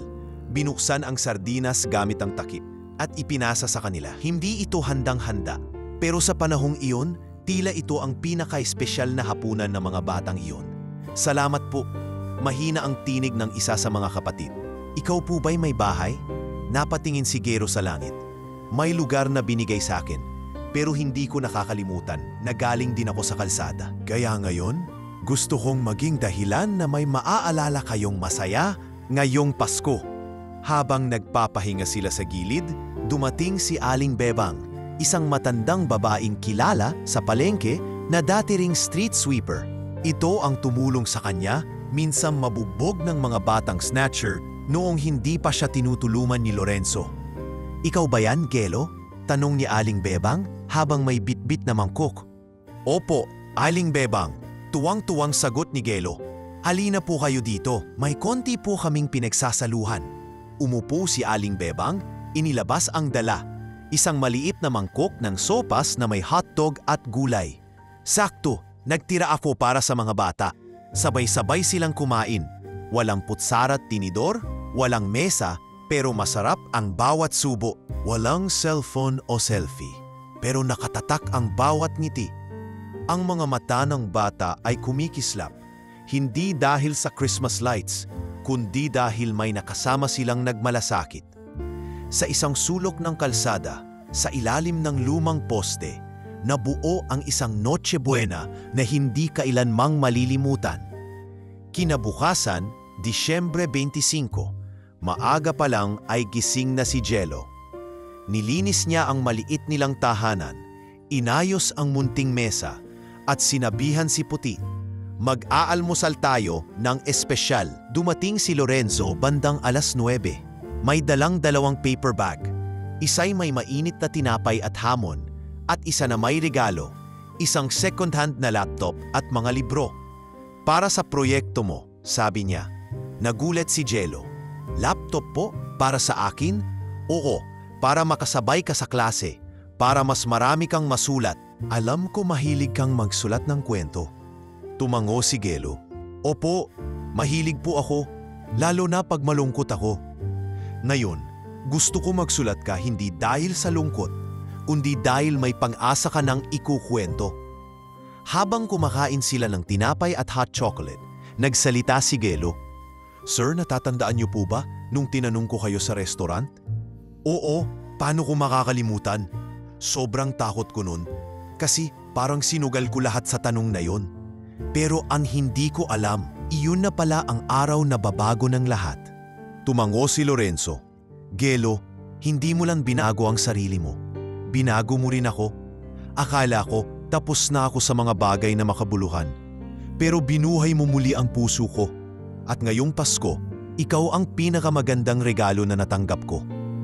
Natahimik si Gelo. Lumapit siya at niyakap si Lorenzo ng mahigpit. Wala na siyang kailangang sabihin. Ang yakap na iyon ang sali ng lahat ng pasasalamat, pagmamahal at pag-asa. Sa gilid ng maliit na sala, tahimik na nakadungaw si Puti sa bintana, waring nakangiti sa liwanag ng araw. Ang unang Pasko ni Gelo sa loob ng tahanan ay hindi puno ng mamahaling regalo o engrandeng handa. Pero ito ang Pasko na unang nagturo sa kanya ng tunay na kahulugan ng pagbibigayan, ng pamilya at ng pag-asa. At sa loob ng kanyang notebook na may pamagat na mga kwento mula sa kalye, isinulat niya ang bagong entry. Ngayong Pasko, hindi na ako nasa gilid ng bangketa. Nasa loob na ako ng tahanan. At higit sa lahat, nasa puso na ako ng mga taong marunong umunawa. At sa mga susunod pang Pasko, iisa lang ang palaging babalik sa kanyang alaala. Ang Paskong ginugol niya hindi bilang pulubi, kundi bilang bahagi ng isang bagong pamilya na nagsimula sa isang simpleng tanong. Pwede po ba akong kumain kasama kayo? Makalipas ang bagong taon, nagbago ang galaw ng araw-araw ni Gelo. Mas mabilis na siyang gumising sa umaga, may routine na siyang sinusunod. Gigising ng 5:00, maghahain ng pagkain kay Puti. Maliligo gamit ang mainit na tubig mula sa kalyeng binilhan ni Lorenzo ng detakip na lutuan. At sabay pasok sa paaralan ng may baong tinapay at gatas. Hindi pa rin siya nakakaligtas sa ilang titig ng mga kaklase na nagtatanong kung bakit luma ang sapatos niya o bakit may peklat ang braso niya. Pero hindi na siya natitinad. Ang mga ganitong bagay ay bahagi na lang ng mahabang kwento na ngayon ay sinusulat niya ng mas may lakas. Naging consistent honor student si Gelo sa loob ng 2 grading period. Hindi dahil sa galing lang, kundi dahil sa hindi matatawarang tiyaga. Habang ang ibang bata ay natutulog pagkatapos ng klase, si Gelo ay nag-aaral sa ilalim ng mahinang ilaw ng kanilang kwarto. Gumuguhit siya ng mga bituin at eroplano sa kanyang notebook. At minsan ay sinusulat ang sariling bersyon ng mga alamat na pinag-aralan sa klase. Kapag ako naging piloto, upuntahan ko lahat ng sulok ng mundo na hindi nararating ng mga batang tulad ko. Isa sa mga linyang isinulat niya sa harap ng kanyang kwaderno. Minsan, tinawag siya ni Teacher Cell. "Gelo, gusto mo bang maging part ng tutoring program natin para sa mas batang estudyante?" "Ha? Ako po?" Gulat niyang sagot. "Oo, ang galing mong magpaliwanag sa mga kaklase mo. At sa tingin ko, makakatulong ka sa mga batang hindi pa marunong magbasa." Hindi siya agad nakasagot. Nangiti siya. "Sige po, gusto ko pong subukan." Kaya tuwing Huwebes ng hapon, pagkatapos ng regular na klase, nagtuturo siya ng basic reading sa mga batang kinder sa community center na malapit sa eskwelahan. Si Ate Mariz ang siyang umaalalay sa kanila roon. Ang unang estudyante niya ay si Ramon, isang 5 taong gulang na mahiyain at ayaw magsalita. Pero nang sabihan siya ni Gelo, "Alam mo ba, dati ako rin hindi marunong bumasa? Pero may isang taong naniwala sa akin." "Pwede rin mangyari sa'yo yon." Napatingin si Ramon sa kanya at dahan-dahang nagsimulang bumigkas ng mga letra. Sa isang writing workshop na inorganisa ng NGO ni Lorenzo para sa mga kabataang may special stories, pinili si Gelo bilang isa sa mga kalahok. Ang tema, ang kwento ng aking buhay. Gabi-gabi siyang nag-e-ensayo magsulat. Paulit-ulit niyang binubura, sinusulat at iniiba ang pamagat. Sa huli, pinamagatan niya ang kanyang sanaysay ng "Ang Kalye Kong Bahay Ko." Ikinuwento niya rito kung paano siya natutong mabuhay sa lansangan, kung paanong ang trapal at karton ang naging unan at kumot niya, at kung paanong sa isang simpleng tanong ay nabuksan ang pintuan ng isang bagong mundo. Sa mismong araw ng presentasyon, suot niya ang pinakabagong uniforme na ibinigay ni Teacher Cell. Puting polo na hindi na ulubot, pantalon na hindi na laylay, at sapatos na wala ng butas. Nakaupo siya sa maliit na entablado sa barangay hall na punong-puno ng mga magulang, estudyante at ilang bisitang opisyal ng NGO. Isa sa audience ay si Lorenzo, tahimik lang na nakaupo sa likuran, pero hindi maikakaila ang ningning sa mata habang pinapanood si Gelo. Tumayo si Gelo, hawak ang papel ng kanyang sanaysay. "Magandang araw po sa inyong lahat. Ako po si Gelo, 10 taong gulang. Dati po akong nakatira sa ilalim ng tulay sa tabi ng kalsada. Dati ang almusal ko ay tirang kanin na may tubig at ang hapunan ko ay dasal. Tahimik ang buong lugar. Walang kumikibo. Pero isang araw, naglakas loob ako. Lumapit ako sa isang taong akala ko'y itataboy ako, pero pinaupo ako sa lamesa at pinakain. Tinuruan akong maniwala, inuruan akong mangarap, at ngayon, narito ako. Hindi na sa gilid ng kalsada, kundi sa gitna ng entablado, nagsasalita sa harap ng mga taong marunong makinig." Hindi niya napigilang lumuha habang binibigkas ang huling bahagi ng kanyang sanaysay. Kung meron pong natitirang bata sa lansangan na hindi nakakatulog sa gabi dahil sa gutom o takot, sana dumating din sa kanila ang isang taong hindi tatalikod. Kasi minsan, isang tanong lang po ang kailangan para mabago ang buhay natin. Nagpalakpakan ang mga tao, may mga umiiyak. Si Lorenzo, bagamat nakatago sa likod, ay napayuko. Hindi niya inasahan na ganito kabilis ang paglago ng batang minsang takot lumapit. Isa na itong batang hindi na lang nabubuhay, kundi nagbibigay na ng buhay sa iba. Maya-maya, lumapit si Ma'am Len sa entablado. Ngayon po ay gusto naming ipakilala si Gelo bilang isa sa 3 kabataang napili para sa scholarship ng programa. Siya ay tatanggap ng buong tulong sa edukasyon hanggang sa makapagtapos sa kolehiyo, basta't ipagpapatuloy niya ang kanyang dedikasyon at malasakit sa kapwa. Parang huminto ang mundo ni Gelo. Parang hindi siya makahinga. Napapingin siya kay Lorenzo at tumayo si Lorenzo, lumapit at tahimik na yumuko para yakapin siya. Hindi kita pinangarap bilang scholar, bulong ni Lorenzo. Pinangarap lang kitang mabuhay. Pero ngayon, isa kang inspirasyon, Gelo. Umuwing gabi si Gelo, bitbit ang folder ng scholarship contract. Wala siyang laptop na maganda. Wala siyang cellphone na bago. Pero meron siyang panibagong pangarap at pagkakataong abutin ito. Pinasok niya ang kanyang silid, tinabihan si puti at sa liwanag ng maliit na lampara, sinimulan niyang isulat ang bagong pahina ng kanyang kwento. Sa dulo ng notebook, sumulat siya, "Ang dating kalye ko ay naging pundasyon ng aking pagkatao. Hindi ko ito ikinahihiya sapagkat doon ko natutunan ang tunay na halaga ng pangarap, na hindi sukatan ang amoy ng katawan, ang itsura ng damit o kung may pambili ka ng ballpen. Basta may puso kang lumaban, may liwanag na maghihintay sa dulo." At alam niyang ito pa lang ang simula. Puno ang bulwagan ng City Hall isang Sabado ng hapon. Isa itong espesyal na araw para sa lahat ng kabataan mula sa iba't ibang pampublikong paaralan sa lungsod. Ang Youth Leaders Assembly. Isang taunang pagtitipon kung saan binibigyang pagkilala ang mga batang may natatanging kontribusyon sa kanilang komunidad.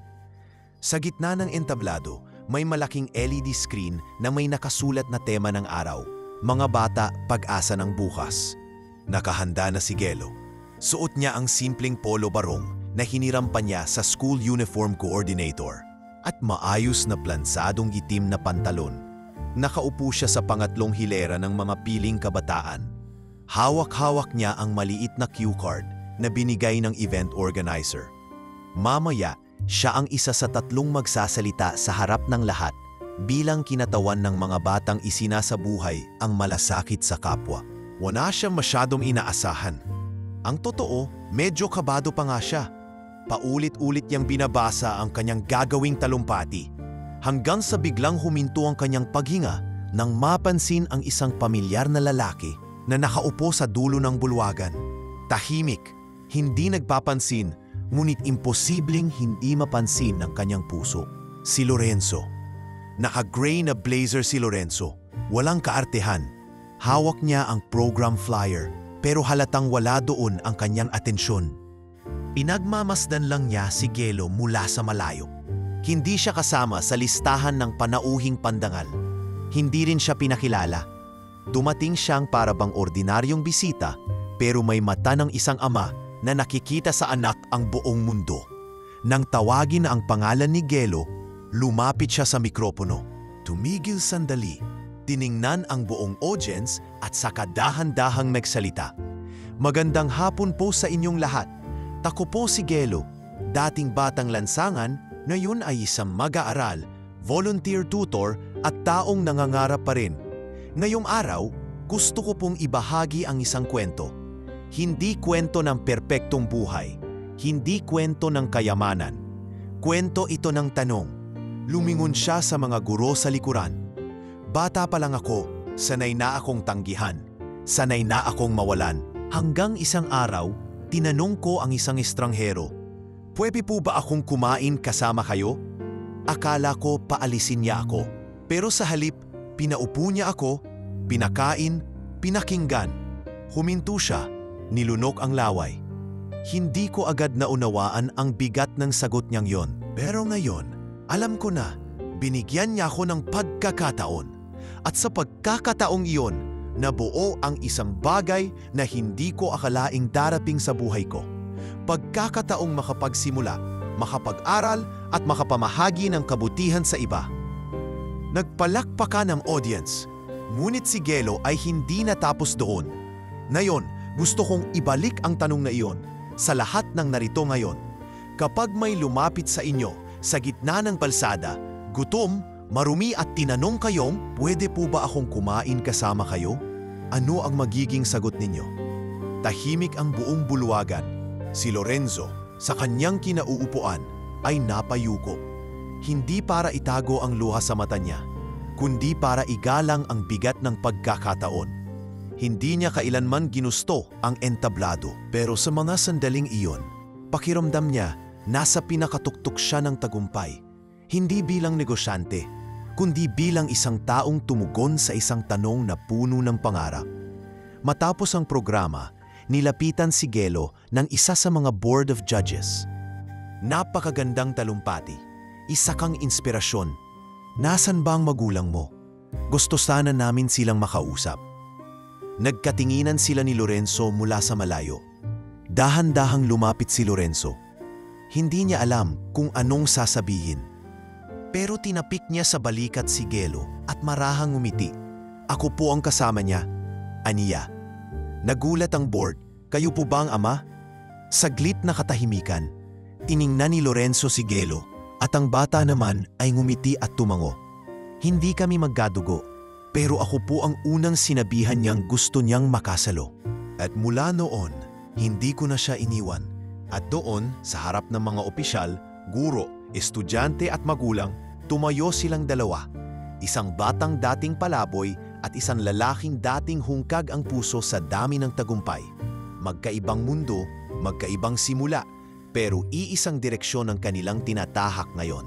Sa labas ng bulwagan, habang papalabas sila sa ilalim ng papalubog na araw, tinanong ni Lorenzo si Gelo, handa ka na ba sa susunod na hakbang? Anong susunod, sir? Balik tanong ni Gelo. Papasok ka na sa bagong eskwelahan. Mas mataas ang level, mas mahirap ang mga leksyon. Pero alam kong kaya mo, kasi hindi lang utak ang gamit mo. Puso mo ang bumubuo sa'yo. Gusto ko pong subukan, sagot ni Gelo. Kasi kung ako lang ang huhusga sa sarili ko, matagal na akong tumigil. Pero dahil po sa inyong sagot noon, natuto akong itanong sa sarili ko, Gelo, pwede ka na bang sumalo sa mundo? Tumawa si Lorenzo. At anong sagot mo? Hindi lang ako sasalo, gagawa rin ako ng sariling lamesa para sa iba. Tahimik silang naglakad pa uwi, pero sa pagitan ng kanilang bawat hakbang, may matibay na pangakong unti-unting binubuo. Pangakong hindi kayang sirain ng alinmang bagyo ng buhay. At si Gelo, habang hawak ang medalya ng pagkilala, ay hindi lang basta isang bata sa harap ng bagong kinabukasan. Isa na siyang pinig ng mga batang minsan tiningnan bilang abala sa lipunan. Pero ngayon, patunay na kahit sa pinakamaruming kalsada, maaaring sumibol ang kinabukasan. Nang sumunod na taon, inilipat si Gelo sa isang prestigyosong private academy sa Quezon City na tinutustusan ng scholarship program ng Foundation ni Lorenzo. Ibang-iba ito sa pampublikong paaralan na nakasanayan niya, mula sa mahahabang hallway na marmol ang sahig hanggang sa mga silid-aralang air-conditioned at may malalaking whiteboard na touchscreen pa. Sa unang araw pa lang, napansin niyang kaiba ang mga tao roon. Malilinis manamit, may mga dalang tablets at branded backpacks at may mga tanong sa mata na tila sinasabi, bakit siya nandito? Dumaan si Gelo sa orientation kung saan ipinakilala siyang special scholar ng foundation. Galing po siya sa lansangan, ani ng guidance counselor habang ngumiti. Isa po siyang ehemplo ng muling pagbangon. Pumangolan si Gelo ngunit naramdaman niyang parang mas naging hadlang pa ang tag ng pagkatao niyang dating palaboy. Nang makita niyang nagtitinginan at nagbubulungan ng ilan sa mga estudyante, umayos siya ng upo at pinilit ang sarili ng umiti. Sa unang linggo pa lamang, naramdaman na niya ang bigat ng mundo sa loob ng silid-aralan. Sa kafeteria, palagi siyang nauupong mag-isa. Sa tuwing lalapit siya sa ibang estudyante, bigla silang tatahimik. Siya ba yung viral dati? Bulong ng isa. Di ba parang ampun lang yan ni Sir Villar? Dagdag ng isa pa habang pinipigilan ng tawa. Baka pag hiniram mo lapis, isang linggo mo na yang wala. Napasama si Gelo sa isang group project sa Filipino subject. Sinubukan niyang makiayon sa grupo. Nagsuggest ng idea para sa script. Pwede po bang kwento ng batang palaboy tapos paano siya bumangon? Tanong niya. Saglit na katahimikan. Tumingin sa kanya si Clara, isa sa mga lider ng grupo.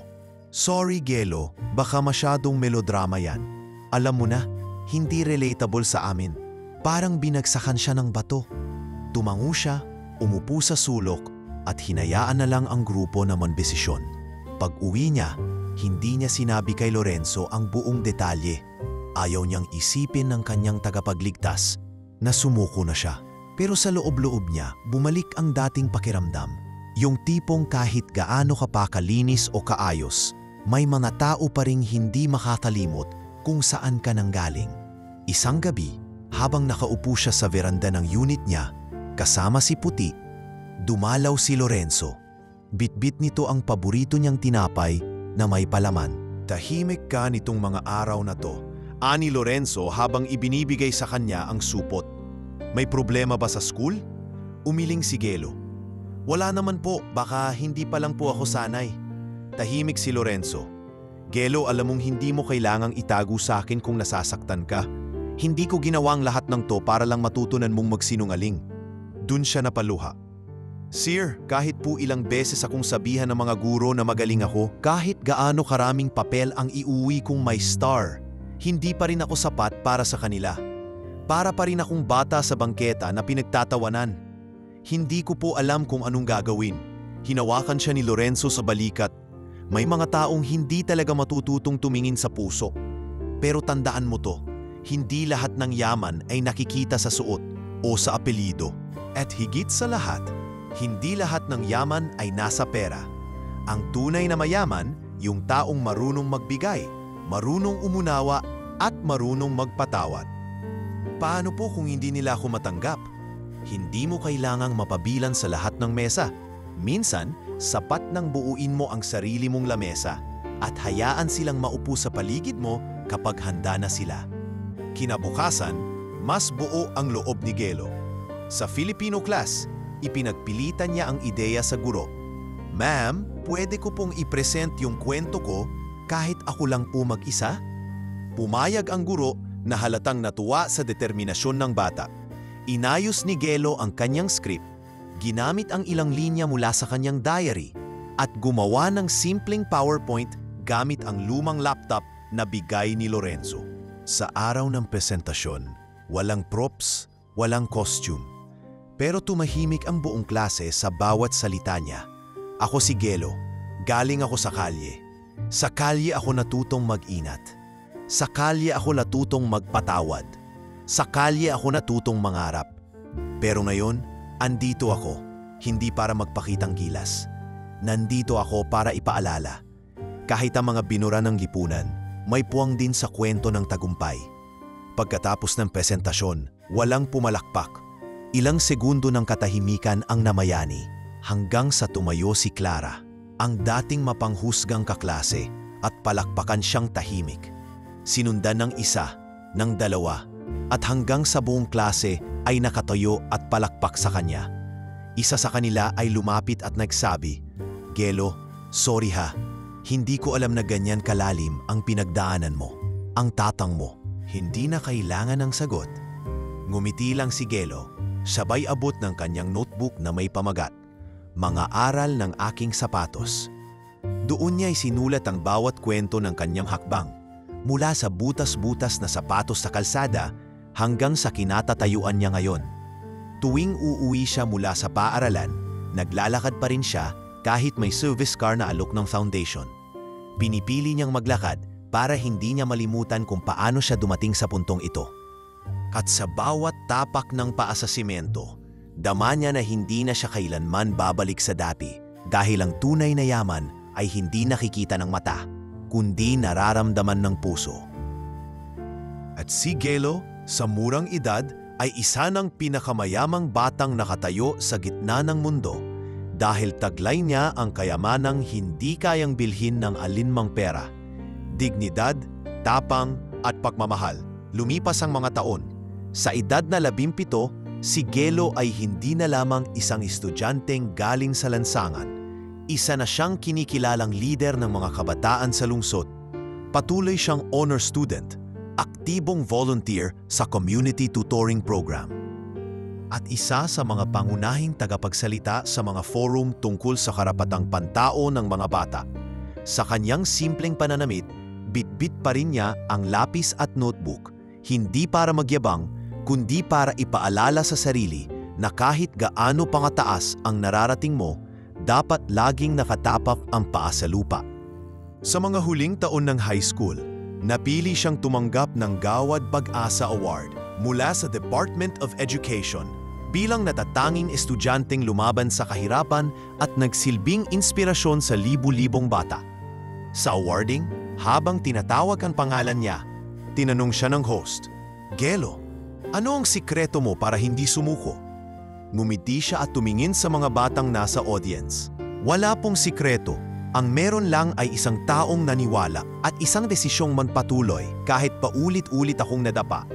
Dahil sa kanyang performance at matataas na marka, nakatanggap si Gelo ng full scholarship mula sa isang prestigyosong unibersidad sa Maynila para kunin ang kursong Public Administration. Hindi siya nagdalawang isip. Gusto niyang matutong gumawa ng mga pulisiyang tunay na makatutulong sa mga batang lansangan, hindi lang sa pagkain o tirahan, kundi sa pagbabalik ng dignidad na ninakaw ng sistema sa kanila. Sa unibersidad, hindi rin naging madali. Muling naramdaman niya ang agwat sa pagitan niya at ng mga kaklasing galing sa pribadong paaralan, anak ng politiko, anak ng negosyante, anak ng may kilala. Pero hindi na siya daping Gelo na natatakot sa bulong-buluman. Sa tuwing may group activity, una siyang lumalapit. Sa tuwing may presentasyon, isa siya sa pinakaboses. Sa tuwing may open forum, siya ang unang bumabanggit ng salitang bata sa kalsada.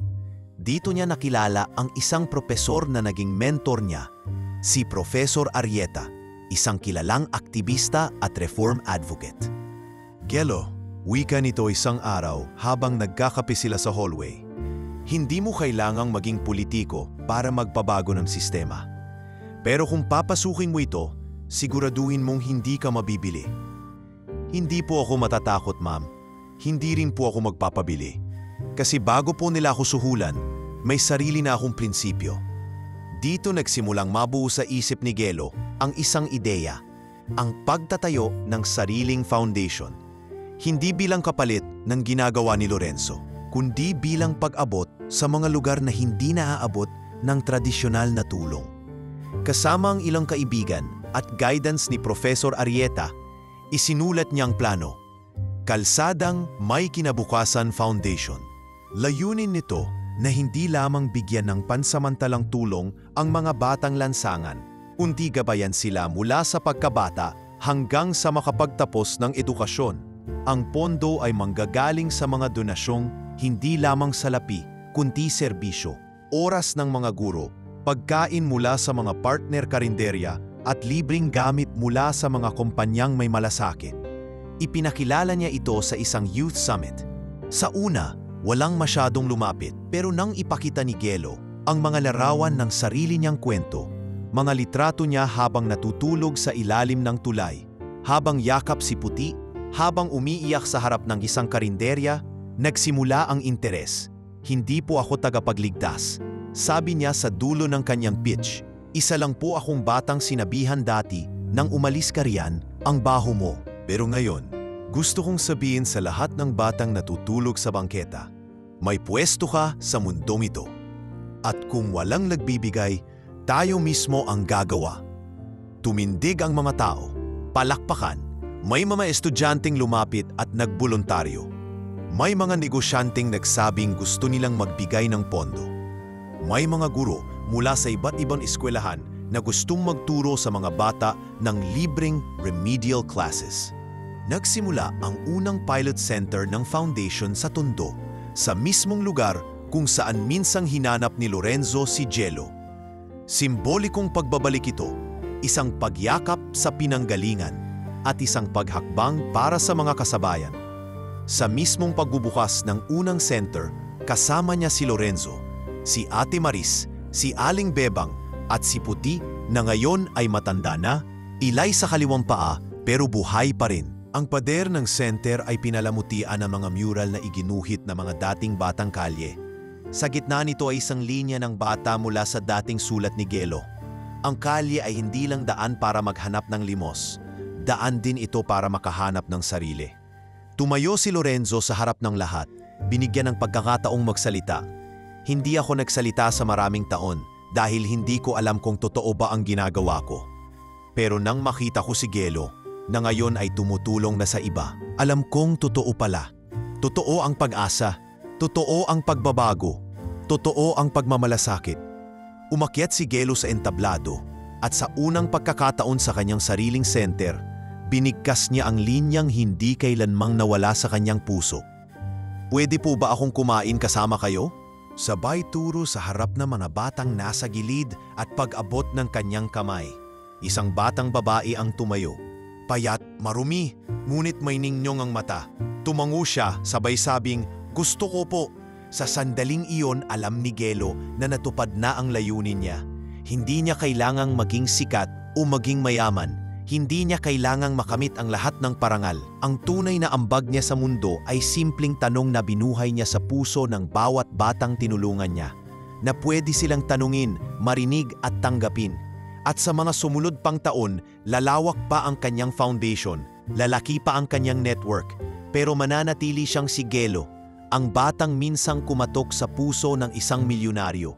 At ngayon, isa na siyang pintuan para sa libu-libong batang katulad niya. Mula sa simpleng balak ng isang community center ay naging pambansang kilusan ang Kalsadang May Kinabukasan Foundation. Lumawak ito sa iba't ibang lungsod, sa Cebu, Davao, Iloilo at maging sa Zamboanga. Hindi lang ito basta shelter para sa mga bata. Isa itong kabuuang sistema ng pagsasanay, mentoring, pagtuturo ng disiplina at dignidad at pagbibigay ng direksyon sa mga nawalan na ng tiwala sa mundo. Sa kabila ng lahat ng papuri, nanatiling tahimik si Gelo. Iba pa rin ang tingin niya sa kanyang sarili, hindi bilang tagapagligtas, kundi bilang tagapagdala ng liwanag na minsang ipinasa sa kanya ng isang estranghero. Isang araw, habang nasa tanggapan niya si Gelo sa Maynila, dumating si Lorenzo na tila may dinaramdam. "Gelo, bungad ng matanda, kailangan ko yata ng payo mo ngayon." Nagulat si Gelo. "Sir, ako? Kayo po ang laging nagbibigay ng payo? Anong nangyari?" Umupo si Lorenzo sa kabilang dulo ng lamesa. Malalim ang kanyang buntong hininga. Tumawag ang mga board ng kumpanya. May balak silang tanggalin ako bilang chairman. Napakunot ang noo ni Gelo. "Bakit naman po?" "Marami sa kanila hindi sang-ayon sa ginagawa ko. Sa sobrang tutok ko raw sa mga outreach at sa mga bata, nalulugi na raw ang ibang division. Gusto nilang ibalik ang pondo sa corporate expansions, hindi sa mga foundation." Natahimik ang silid. Si Gelo, bagamat sanay na sa masiselang usapan, ay ngayon lang nakaramdam ng bigat na para bang hindi lang negosyo ang nakasalalay, kundi mismong prinsipyo ng taong naging haligi ng kanyang buhay. "Sir," marahang tugon niya, "alam niyo pong hindi ako eksperto sa mga ganitong bagay, pero kung ako po ang tatanungin, hindi ko po masisikmurang palitan ang puso ng kumpanya para lang magmukhang kita ang prioridad. Kasi alam ko pong puso ninyo ang dahilan kung bakit ako nandito ngayon. At kung aalisin nila kayo sa dahilang iyon, baka mas kailangan pa po nila kayo sa labas ng kumpanya kaysa sa loob nito." Napangiti si Lorenzo. "Alam mo, yan ang eksaktong sagot na kailangan ko. Maraming salamat, iho." Sa mga susunod na linggo, nagsimula ang paglilinis ng board. Unang tinanggal ang mga proyekto sa ilang syudad na hindi profitable. Sumunod ay ang mga tauhan ni Lorenzo sa CSR department, hanggang sa formal na siyang pinatawag ng board para sa isang closed-door meeting. At sa araw na iyon, sa loob ng opisina, buong lakas loob niyang ibinaba ang kanyang posisyon bilang chairman. "Kung sa tingin niyo'y kailangan nating piliin sa pagitan ng tubo at puso," aniya habang nakatayo sa harap ng board, "hahayaan ko na lang ang sarili kong piliin ang puso. Dahil kahit wala akong hawak na kumpanya, ang hawak ko ay tiwala ng mga batang umaasa." Paglabas niya ng silid, tahimik siya. Walang galit, walang hinanakit. Tanging katahimikan ng tagumpay na hindi kailanman ibabase sa titulo o pwesto. At doon nagsimula ang gabi ng kanyang pagpapakumbaba. Nag-organisa si Gelo ng isang simpleng pagtitipon sa unang community center nila sa Tondo. Walang engrandeng dekorasyon, walang media. Tanging mga dating batang tinulungan ng foundation ang naroon. Mga bata ngayon ay nagtatrabaho na bilang guro, nurse, electrician at iba pa. Nagkaroon ng sharing sa harap ng maliit na campfire habang nagluluto si Ate Mariz ng lugaw sa malaking kaldero. Gusto naming ibalik ang gabing iyon, ani Gelo habang nakaupo sa tabi ni Lorenzo. Yung unang gabing tinanong kita kung pwede akong sumalo sa pagkain mo. Pero ngayon, kami na po ang nag-aalok. Pwede po ba kayong kumain kasama namin? Napatingin si Lorenzo sa paligid sa dami ng mga batang dati gutom at nawalan ng direksyon. Ngayon ay nakatayo, may sariling pamilya, may sariling negosyo. Hindi ko akalaing aabot tayo sa ganito, aniya. Akala ko noon, isang beses lang ako magbibigay. Hindi ko alam na habang buhay pala akong magiging bahagi ng bawat hapunan ninyo. Tinapik siya ni Gelo sa balikat. Sir, yung binigay niyo po sa akin, hindi lang po yun pagkain. Yun po yung pagtanaw ko sa sarili ko na may halaga. At dahil po doon, lahat kami rito, alam na rin namin ang halaga namin. Isa-isang lumapit ang mga dating beneficiaries ng foundation para mag-abot ng simpleng sulat kay Lorenzo. May isa na ngayon ay licensed teacher sa Pampanga. May isa na nagtapos ng criminology. May isa na nagbukas ng sariling karinderya at nagpapakain ng mga batang lansangan tuwing gabi. Lahat sila, ang unang tanong ay pareho, kung pwede silang sumabay kumain noon. At ang sagot ng matandang lalaki sa kanilang harap ay walang iba kundi isang tahimik na yakap. Habang natutulog na si Puti sa gilid, nakapatong ang ulo sa lumang karton at ang mga ilaw ng solar-powered lamps ay kumikislap sa aligid, naroon sina Gelo at Lorenzo, nakatingin sa bituin, hindi na kailangang magsalita. Ang gabi ng pagpapakumbaba ay gabi rin ng pagtatagumpay, hindi ng pera kundi ng kabutihang naipamana sa puso ng bawat isang minsang itinuring na wala. At sa ilalim ng liwanag ng mga bituin at tahimik na tunog ng kalderong kumukulo, alam ni Gelo sa sarili niya, hindi kailanman sukatan ang estado sa lipunan kung tunay na may nagbago ka sa buhay ng iba. Ang totoong yaman ay hindi binibilang sa bilang ng bank account, kundi sa dami ng pusong napalapit mo sa liwanag. Dumaan ang 3 taon matapos ang gabing iyon sa Tondo. Ang munting foundasyon ay lumago pa, pero higit pa sa laki nito, mas lumalim ang misyon. Hindi na lamang ito tungkol sa mga bata sa lansangan, kundi sa pagkakaisa ng buong pamayanan para baguhin ang landas ng kabataan. Sa panahong iyon, si Gelo ay naging isa sa pinakabatang kinikilalang public servant sa buong bansa. Hindi siya pumasok sa tradisyonal na politika, pero sa tulong ng mga lokal na NGO at civil society groups, naging advisor siya ng ilang local government units para sa child welfare programs. Hindi rin siya tumigil sa pag-aaral. Matapos niyang makapagtapos ng public administration, kumuha siya ng masters sa community development. Nagpunta siya sa iba't ibang rehiyon, dala ang isang layunin. Ang hindi lamang magtayo ng shelter, kundi ng mga komunidad na may kakayahang alagaan ang kanilang mga anak. Isang araw, habang nasa Bicon siya para sa fieldwork, nakatanggap siya ng tawag mula ay Ate Mariz. Gelo, si Sir Lorenzo. Halos hindi na ituloy ang salita. Na-stroke siya kaninang umaga. Nasa ICU siya ngayon. Natigilan si Gelo. Napaupo siya sa gilid ng kalsada habang hawak ang cellphone. Hindi niya alam kung ano ang uunahin, ang takot, ang panalangin, o ang mga alaala ng bawat gabing kasama niya ang matandang iyon. Uuwi ako ngayon din, sagot niya. Sabihan mo si Aling Bebang. Sabihan mo silang lahat. Pagsapit niya sa ospital, naroon na ang ilang dati nilang kasamahan. Si Aling Bebang, si Clara na dati niyang kaklase, si Professor Arieta at ilang dating batang tinulungan ng foundation. Sa loob ng ICU, tahimik ang lahat.